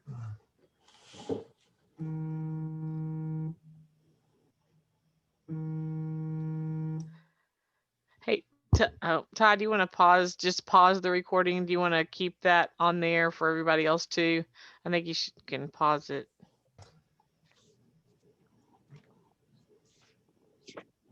Smile, Kelly. Okay, well, we want to spend just a few minutes talking about the changes in your individual annual plan. A lot of you probably been working on them, but the new module is up, so we're really happy about that, really excited. And so when we talk about this, why are we doing plans? We talk about this a lot. And so we want to be proactive in how we're meeting the needs. We want to begin with the end in mind. And we say this every time we do individual annual plans, that we want to start with what do we want our goals to be. And then we want to put first things first. This is your work that will be evaluated during your performance appraisal. However, we want you to understand this is a plan. And, we think about what we planned this time last year, and we want to think about how things have changed. So we'll probably see plans, how we're working on this year, but knowing it's a plan and things will change. So, and we understand that as we're looking at plans and then also as we're going through performance appraisal. So we want to be proactive in how we respond to needs. We want to begin with the end in mind, making sure that we're looking at the outcomes that we want to happen. So I'm going to review sort of the changes that happen. So when you have your boxes, that when you're putting in all of your boxes for agent additions, you have a 6,000 character limit. I know I talked to somebody who said they cut and pasted previous into the new to make sure they met that 6,000 character limit, and it did. So there is no entry in the number of days. So you're not going to put in, 140 or 70 or 35 or whatever.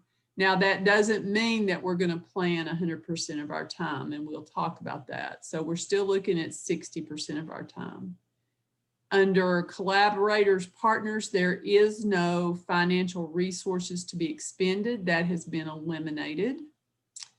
So you do not have to identify any financial resources for your agenda. There is no target audience number, which was under outcomes. That is no longer there. You do not have to enter that. There is no funding box. There is no scope box. And the evaluation links that were in planned evaluation methods have been eliminated. So what we tried to do is take out those items that were not seen as needed for reporting, putting all of our plans together.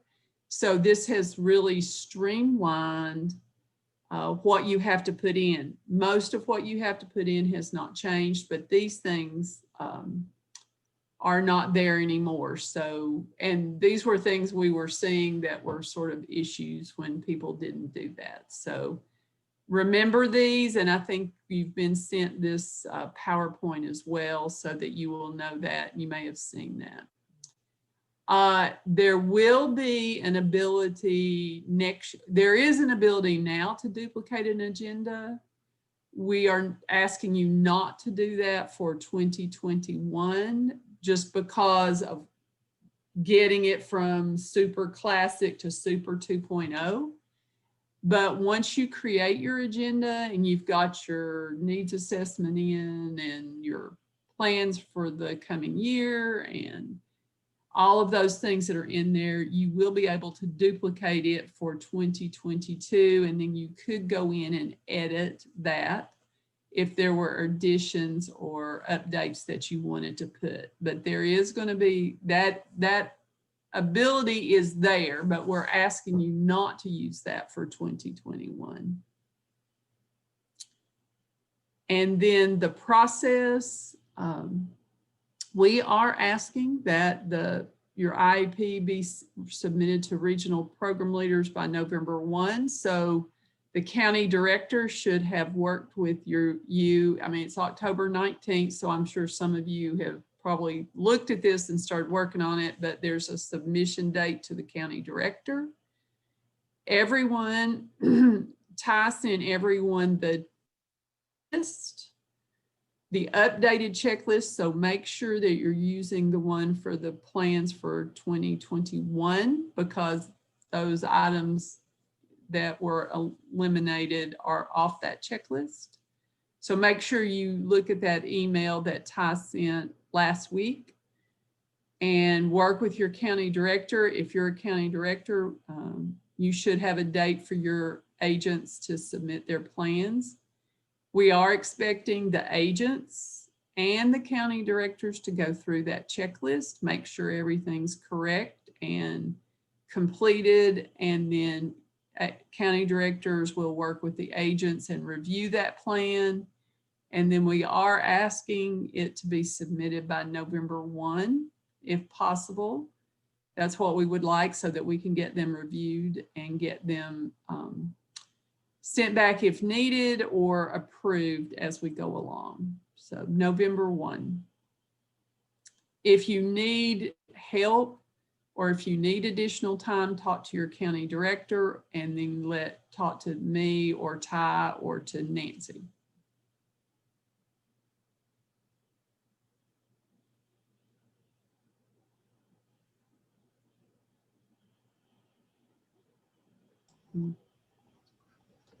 how you move forward. Is Nancy, that I think we're all set for you. Did okay? it work for you I to thought that control was the mine. slide?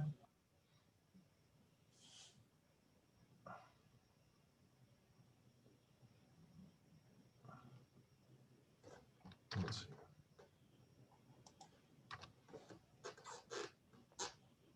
Hey, Ty, can you send that to me again? I had to unmute and I couldn't get to the unmute without changing it back. Okay, sure. Or you can run it, whichever. That's fine. With the agenda home, that's the next piece as far as talking about that. Like Linda said, the 140 days there's nowhere to put that anymore. You will focus on the agent time devoted to the agenda, which will be the 60% for your individual action plan. And then you'll also, in addition to that, have base program information that you will look at. So the base program for the 60% would be the 4-H, FCS, Ag, whichever program area, looking at that with regards to your program. And then you're going to choose the base program, knowledge area, and topics. And the things that will pop up, and multiple things will be selected for you. So you'll need to go in and deselect anything that's not part of your agenda for your county, for your plan. And for FCS agents, you need to select 3 to 5 topics that are noted. And then the 4-H agents, you'll select up to 3 life skills. And then there'll also be some on my own options with regards to outcomes that will be selected as well, and in those topic areas for on my own. So there may be, you'll have your 3 life skill, or up to 3 life skills. Some have 2, some may have 3, but then there'll be an additional 1 or 2 for the on my own.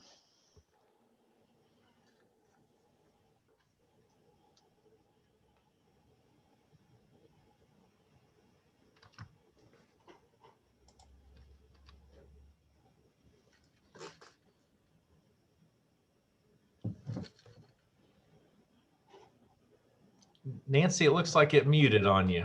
I can just keep running it. It sure did. Okay, thank you. On the needs assessment, when you're in the relevant section, this will be where the needs assessment will be placed in. And when you think about that with the needs assessment, you want to think about the clientele that you're serving, and then going through, you may have your advisory committees that may have had input to that, or the Ag Committee, key stakeholders, data indicators, evaluation data, survey results, those kinds of things that you want to include in the needs assessment as well. And you can also look at other things with local newspaper information. The Chamber of Commerce may provide data. You may have information such as that specific to your county. And you can go through as far as if there are things specific to your county needs, that's where you want to go through and include the needs assessment there. And I also, with the stakeholder input, you want to include who those individuals, or how many of those individuals you may have included, along with race and gender, so that reviewing that, the needs assessment does take a look at individuals in your community that represent different groups. So also with identifying how diverse or underrepresented stakeholders or clientele were included in the needs assessment process. And those could be through surveys, through phone interviews, through face-to-face, those kinds of things, as far as noting what types of needs assessment was conducted. And then the life skills identified, with the 4-H, no more than 3 of those life skills that are listed. So you'll have to go through and work through those. Yeah, let me What's just going on here? Go ahead, Linda. In this case, are you waiting to go to Hawaii? Yeah. So somebody is not muted. I'd like to go to Hawaii. I want to say that one of the things that normally where we look at plans under relevance, the to identify how diverse underrepresented stakeholders or clientele were included in the needs assessment process, that's required. And lots of times that's one of the things that we have to look at to send it back. So make sure that's on that checklist. So make sure that you include that in how they were how they were part of your needs assessment, because we are committed to doing needs assessment and then how we would address programming. And I think this is extremely important for everyone, but also if you're working for TSU, then these are things that they're asking about and looking for, because that's one of their expectations, is that you look for including people in this. So just wanted to mention that to make sure that you include that. And if you have questions about how to, and it can be actual participants, or it can be those who work with diverse and underrepresented audiences. All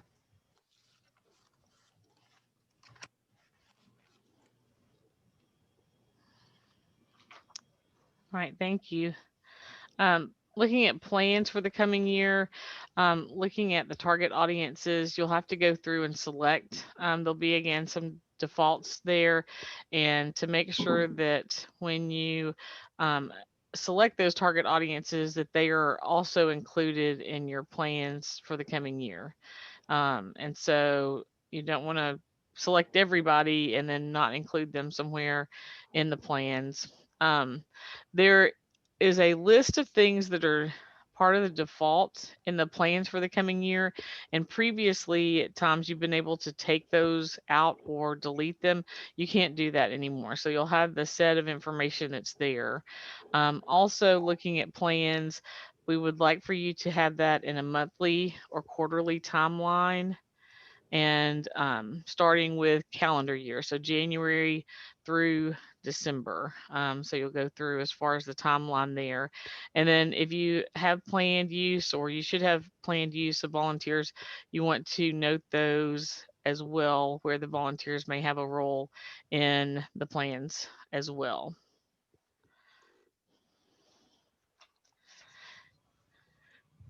Then we have delivery methods as part of the plans for the coming year. And we want to make sure that you focus with the education being first, and then the supporting activities. So what are you teaching? How many people that may be potentially in that group, or how many sessions that you may be teaching during that month. Delivery methods is also going to include whether face-to-face and or virtual.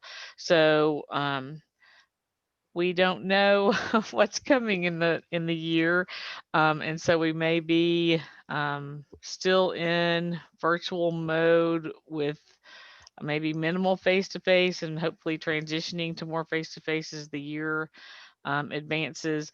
But to add that, you may have plan for face-to-face, but you may have a virtual option on that as well. Or if you know that there are things that are going to happen those first few months that may be virtual, you want to note that. And we'll have an example here in a slide or two that will point that out. But focusing and including that this year that's an addition to that normally we haven't done, but definitely with the educational activities first, and then supporting activities. And then an explicit plan to reach diverse audiences. Linda referenced that a moment ago. TSU is requiring this year.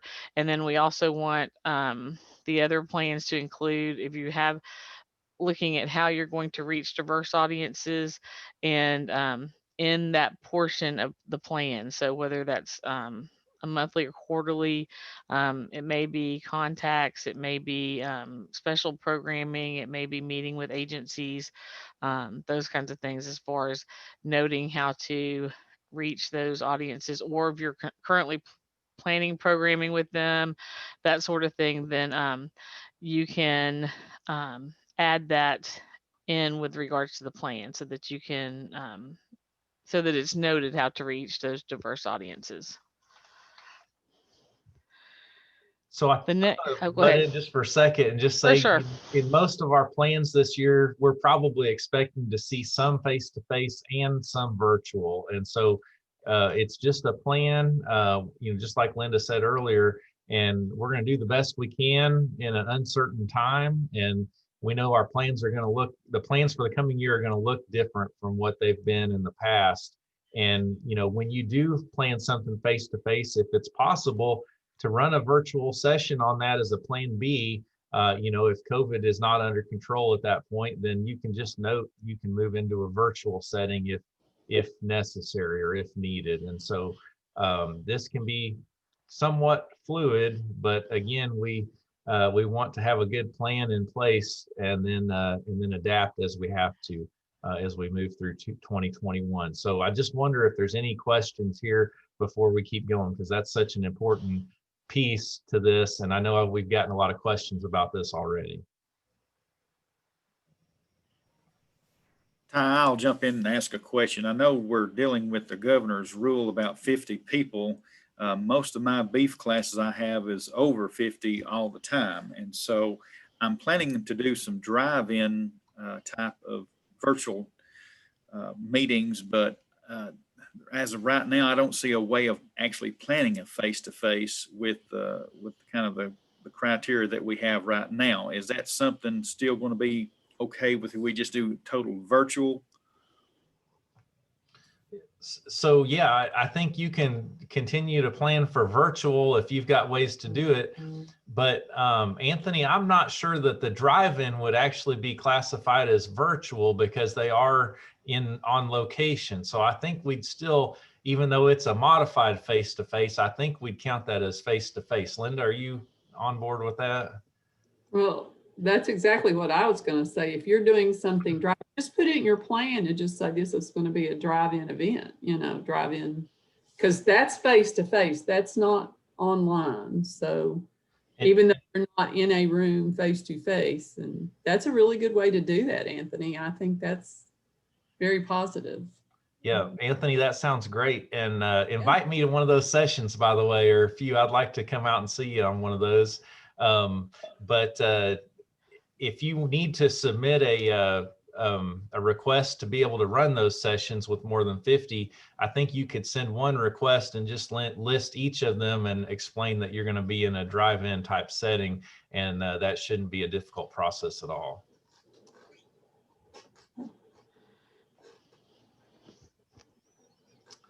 Are there other questions? And I will just say one thing, the plan to reach diverse audiences, just make that a separate, bullets or paragraphs or whatever at the top or the bottom, but just where we can see what your plan is. It just like we've done in the years past.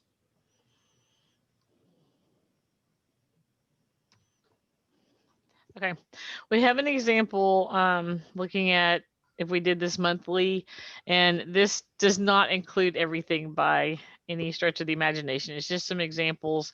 So, and this may spur on some other questions as well. But we have in January, we talked about the education first and then the activities. So we've got teaching how to write a speech. We've got the number, the grades, and then the life skill is listed there for the 4-H agent. So that falls under that. Then including the advisory committee, how that's conducted by Zoom, who that includes, or who would may be invited to that meeting. And then looking at February, working with senior high audience or looking at communication, teaching Tennessee history again with a certain number of clubs, and looking at a virtual option if we're not able to do face-to-face, and the potential of YouTube videos sent to teachers so that they could do that as well with some additional programming or enhancement. And then an honor club meeting retreat with a neighboring county may fall under a leadership opportunity or that life skill. So for 4-H example, we pulled out the life skills as well, and then included the teaching and activities. in addition to those. And just one comment. This is just an example. So remember, if you're a 4-H agent, no more than 3 life skills. Right. Think, Yes, we have well, oh my multiple gosh, ones. there's more here. This is Yeah. just an example. We were just trying to show. So, but no more than 3 life skills. And then you can also, if on my own is going to be a part of your plan, you can include the topic and the outcomes for on my own, because that has to be reported under FCS. So. Okay, then looking at collaborators and partners section, this has including those individuals, what they, the specific roles being identified, if they're planning, if they're part of delivery, funding, and they may have more than one. So you want to list them and then what their role may be. And then looking at multi-county programming, some of you all do educational programs with multi-county sessions or activities with multi-county, and they want to pull those out as well with collaborators so that you're working how and including working with multiple groups and individuals, agencies, that sort of thing.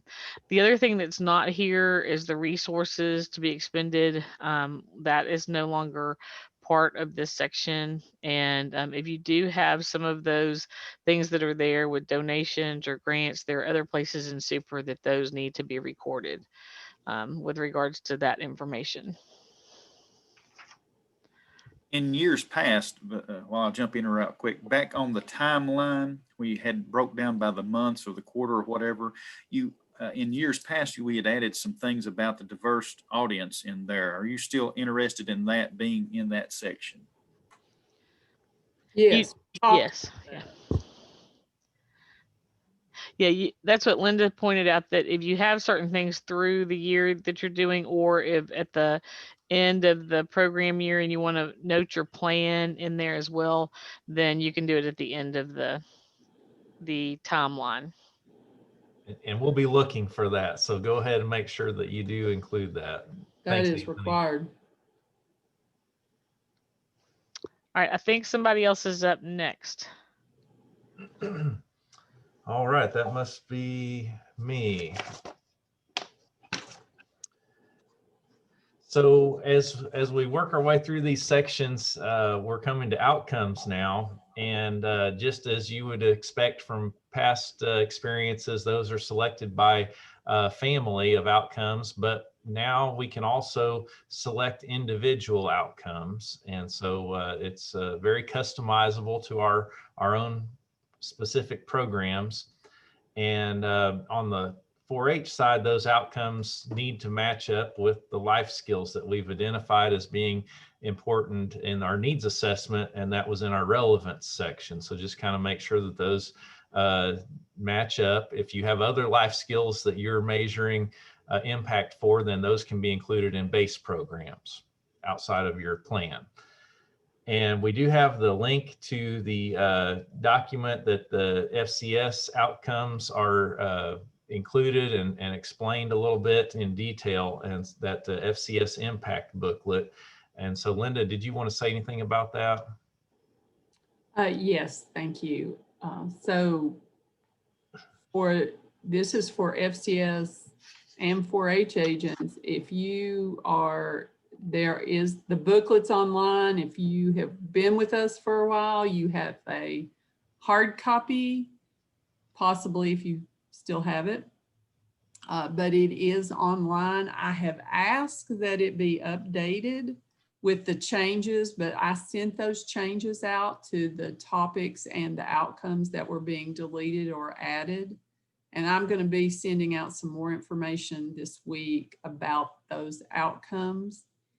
And for 4-H agents, if you are doing on my own, then you need to access this book or talk to your FCS agent and refer to that to look at what topics and what outcomes specifically relate to on my own, because those do need to be included. And again, as we said, that's in addition to your 3 life skills.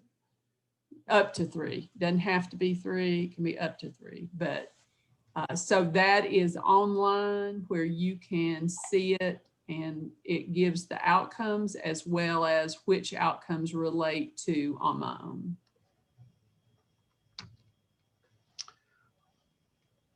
All right. So when we come to planned evaluation methods, we'd just like for you to share some specific information here about how you plan to evaluate. And so first of all, we've got the drop-down box, and you can choose the appropriate evaluation methods that are given there. And then in your agent addition section, go ahead and tell us the who, when, how, where, and what about how you're going to obtain that evaluation data for your outcomes.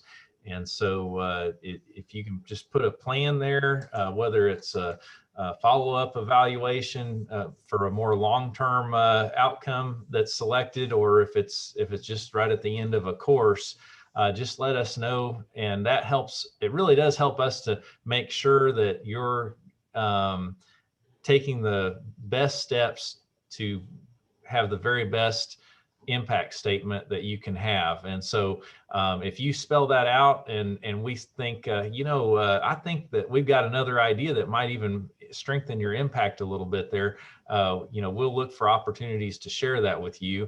And then sometimes at the end of the year, if we don't have a real specific plan, we might miss collecting some of that data or running a survey with a group. And so if we just are real specific there, I think it's a good idea. So it doesn't take much to explain that. I know you've got it all in your head. So just lay it out there in a sentence or two for each program that you're evaluating. And then when possible, we do want to utilize those statewide instruments for outcome indicators as much as we can. And I think we're all used to that, but that's very important for our statewide data that gets put together for statewide impact. The one thing we don't have to do is utilize is that we will not have any of those planned evaluation method links in Super 2. And I think a lot of you probably had some frustration because those links weren't always active. Sometimes they gave error messages. So we're not going to keep those up in Super. They'll be in other places. Go back, Ty, before you go on. One other thing. In the past, I know with like in the 4-H plans, it lists all the different life skills that relate to that state action agenda. And we had asked you to take out those life skills that didn't relate to your plan in the planned evaluation section. And you can't do that now. You can't edit that out. So just make sure that you're very specific in your plan for what life skills you're evaluating and how you're evaluating those. So don't look for a way to take that out because you can't do that anymore. Right. All right, so we are not going to worry about funding here, but like Nancy mentioned, make sure you put some of that information into your Super profile so you can have that accounted for and get credit for that on your performance appraisal.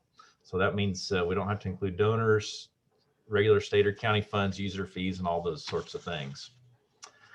We've also eliminated scope, and so we have figured out, I think, that if you're a county extension agent, your scope is your county, and that's automatic now. So thank you, Super 2.0.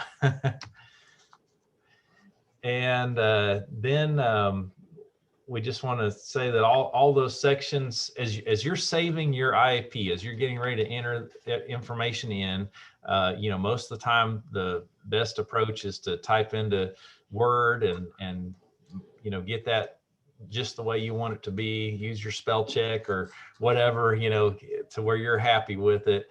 And then save that in Word so you got it, but then copy and paste it into the IAP in Super 2.0.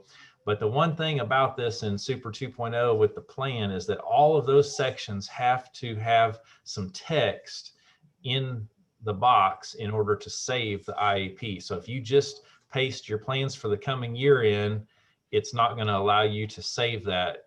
And so if you're in the process of working on it, you might just type in test or something into those other boxes if you're not ready to fill those in yet. And that's appropriate until you submit it. We know when you submit it, you're going to have those all filled in and completed. But if you do want to save it, just know that you have to type some text into each of the boxes. Now, an IAP isn't actually submitted until both of those action agendas or one action agenda is completed and reviewed by the county director.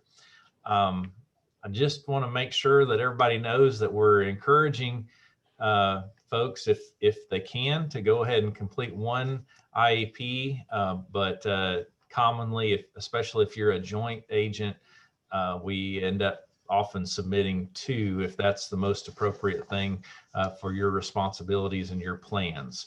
But we can work with you if you think you can get it into one, if there's a way to do that. A lot easier for 100% agents than it is for joint agents. And then again, that IAP should be submitted hopefully to the region program leaders by November 1. And that process has to go through the county director first, and the county director may have some edits for you or suggestions. And so please do take time and plan for time to be able to take care of those and then submit again to us, hopefully by around November 1. And if you run into something, let us know and communicate with us and let us know what's going on. And we'll try to get those plans done as soon as we can, get them approved and moving on towards 2021.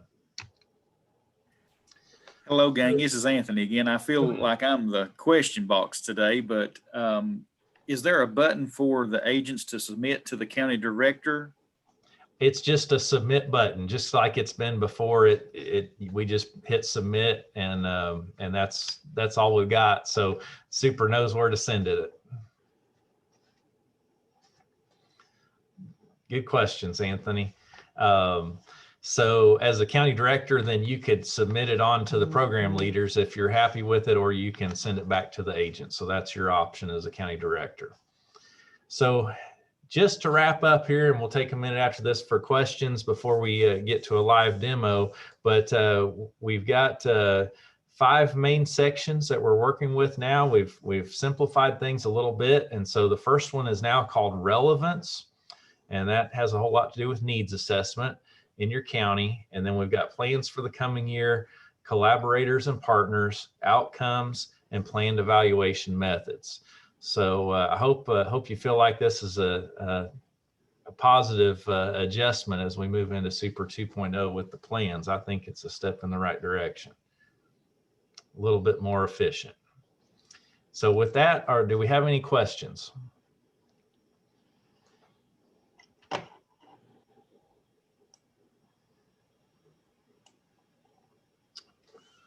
Okay, well, we're at 11:56. We're going to let Nancy take us on a very short demo of this just to make sure that you've seen it and know how to get to it in Super 2.0. If the clock hits noon and we're still going and you need to go somewhere, that's just fine. But for those of you that might benefit from seeing this in action, we wanted to make sure that we work this in as part of the training. And okay. Nancy's doing this since she is actually set up as an agent as well as interim program leader. So the first thing is to find the plans. You've got the button at the top right there. And Nancy, if you click on that, you've got 2 options, My Plans or Search Plans. So you do have an option to look at other agents' plans, just like we've had in the past, if that's of benefit to you. Or you could go search probably for your own plan. I can't promise that all of the old plans will be in Super 2.0. You may have to go back to the old Super system to find previous plans, but in the future, they'll be there. All right, so here is Nancy's plans page. And so she's going to create a new plan in the year for 2021. She's going to add an agenda. And of course, you saw that duplicate agenda that we'll be able to utilize in the future if that's appropriate. So first, she's going to select the state action agenda. And I'm guessing that might be 4-H workforce preparation, knowing Nancy. And then we'll jump into each one of these and select a base program. Actually, they're already selected for us. And then we can review those and make sure that they're as accurate as possible. Then when we get to... Wait a minute, before you go on, Ty, I just want to say, please notice that 4-H youth development and family consumer science are checked. And so that gives you an opportunity to access the knowledge areas and the topics for FCS as well. That's for things if you were doing on my own, babysitting, any of those FCS programs, TNCEP, anything like that. So that is actually part of the action agenda. Right. So each one of these boxes feeds into the next one to give you options. And so as you go down through the list, you know, we're just wanting to make sure the ones that are correct, that are appropriate and applicable to our plan are selected. And so by the time you get over here to this last box, we're probably going to need to deselect some of these options to get down to what we're really reporting on in our plan.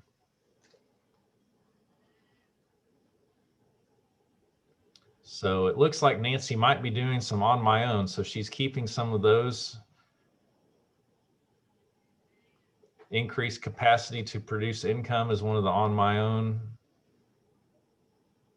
As well as build assets and assess, manage, and protect resources. Those. And it looks like she's got a focus on communicating and ethical decision making with her 4-H plan.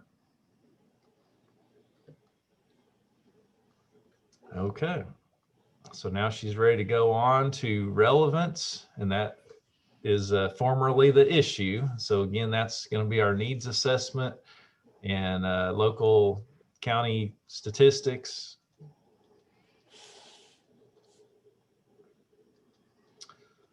So you've got your state agenda that loads up automatically, or state relevance, and then you're adding your own county information.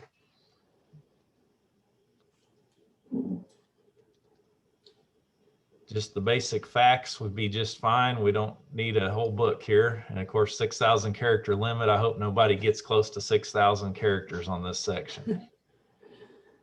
Amen. And then we come down to plans for the coming year, and it looks very similar. First box there is your target audience. So check or deselect any boxes to make sure that you're actually targeting the correct audience that you intend to target with your programs for impact. Now, go back, Nancy, to target audience, because there you go. On my own is listed as a target audience. So, and we do that for the fact that we have reports to go to funders, and we have to be able to identify all that. All right, so we do have some links to different things, and those links, we used to delete a lot of those that weren't used. We've tried to pare those down, I think, a little bit, but those are not editable anymore. So those are going to stay there, and they're loaded up from the state. And then here is our opportunity for our detailed plan for the coming year.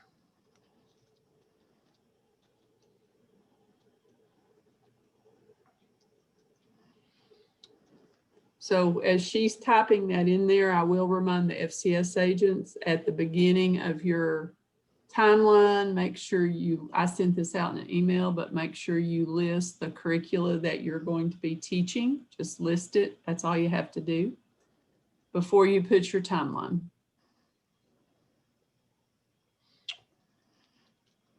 All right. I think we've covered that pretty well also in our talk. So that should be pretty straightforward. We're either monthly or quarterly. So Linda, I have a question. This is Sheila Borders. Okay. I've got a bit of a cold, so I sound weird. I'm sorry. But for the curriculum, this is something that's always puzzled me. So like when I meet with Habitat families, for example, I may use several bits and pieces of several curricula. Do you want me to list all of them, or? I You see would, what I'm saying? I would just put habitat curricula and just list a couple of examples. It'll be fine. Okay. Thank you. You're welcome. Hope you feel better.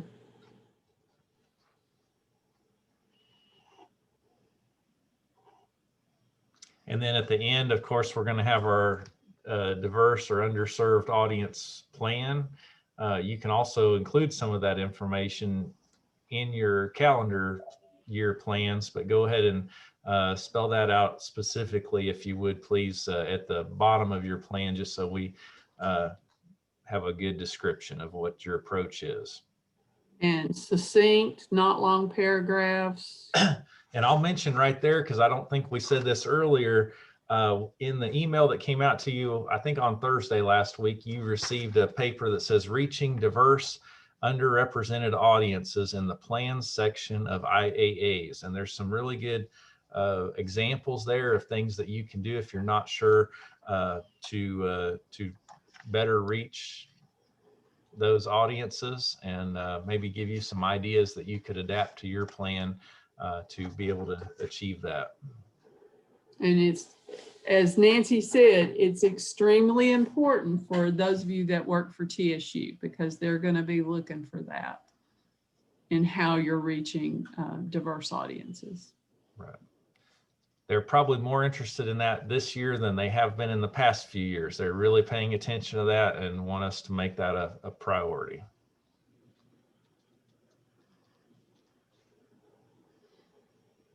Then we have our collaborators and partners, and that's just going to be an open box for you to share your partners and what they're doing with you, their specific roles.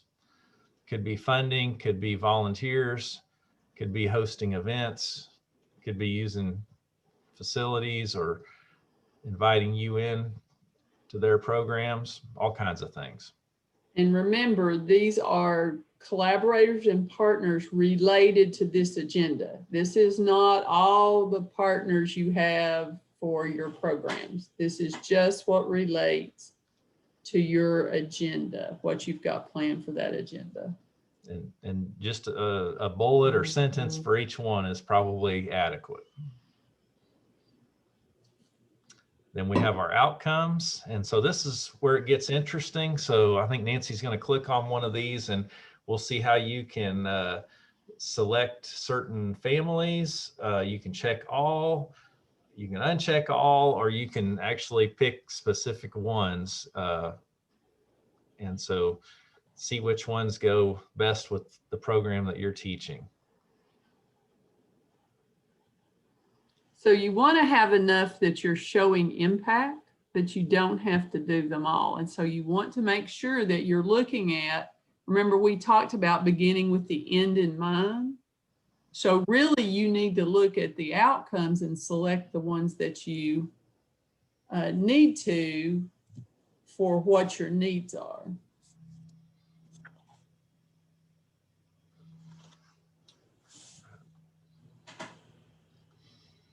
So you've got a lot of customized options there. Yes.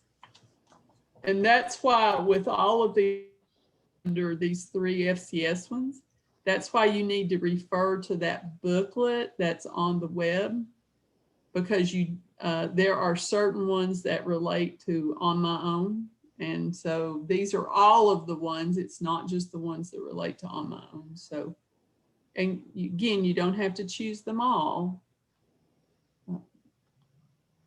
but you need to include those so that they will. And that's a great thing, being able to select the ones that actually address. And on the A&R side, you won't see nearly the number of outcome indicators. We've kept those a little bit shorter, and so that should be even a simpler and quicker process on that side. And our last step is planned evaluation. And so the key here is just explaining how you're going to survey and collect impact data from those groups. What outcome indicators you're going to use with which groups, or what family of outcome indicators you're going to use with which specific group, and when you're going to do it. You can see all of those opportunities.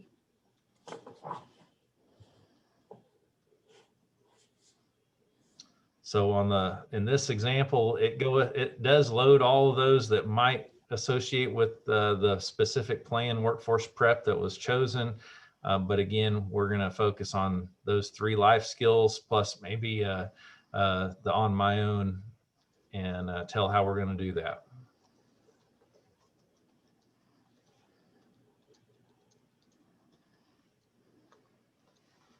And of course, you may use different outcome indicators with different groups. We don't assume to know that unless you actually tell us how you're going to do that. And so that's where it helps to have a good plan that's specific.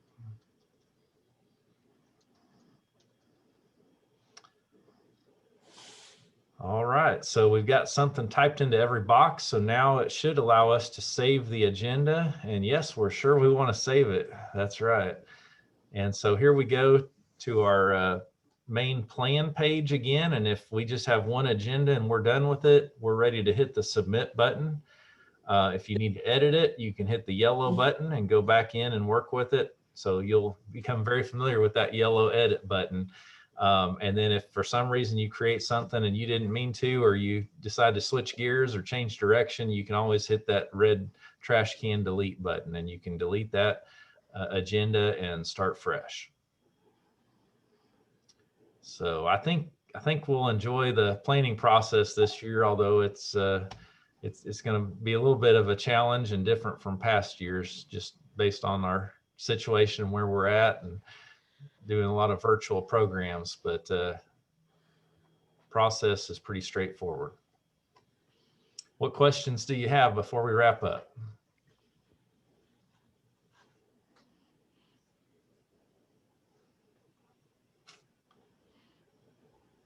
It's pretty quiet. I did want to just share again that you can bullet in Word and you can clip and paste it into the plan. But if you go back and make an adjustment, it does not understand bullets. So, or underlines or bold or things like that we maybe were able to do in old Super. So that's why we are encouraging you to go into Word and get most of it situated in there. And then that way you can clip and paste it and it'll automatically format it. So Lena Beth, do you have a whole page of notes? Is that what you're showing us? Okay, that's what I thought you were doing, a whole page of notes, okay. The process really has not changed that much. We've eliminated several things. So it's not changed dramatically from what was before. It's just in a little bit of different format. You have a character limit, so we want you to be brief and succinct, and really think about what you're going to do proactively to address the needs in your county. So we want to know what those needs are, and then how you're going to address them. And again, we know it's a plan, and it's going to be, you know, it can be changing. There are no font choices. They're all ADA font. So there is no thing to text rich anything anymore. Color, underline, bold, font size, different fonts, none of that. It's all the same font, all the same size. The good part is I can read it, so that's not one of my mantras anymore. Please make it big enough that I can read. So you cannot do that. I have one question. Like, we used to use scope, and depending on which county I was working in, I had to change that. And like, my office now is in McMinn, but the watershed I'm working is in Monroe. So there's really not a way to put that in there, but it doesn't matter, right? No, doesn't matter. So you may have the option in delivery to do a little bit of that if needed, but it just is not something of concern at this point anymore in plans. Good catch.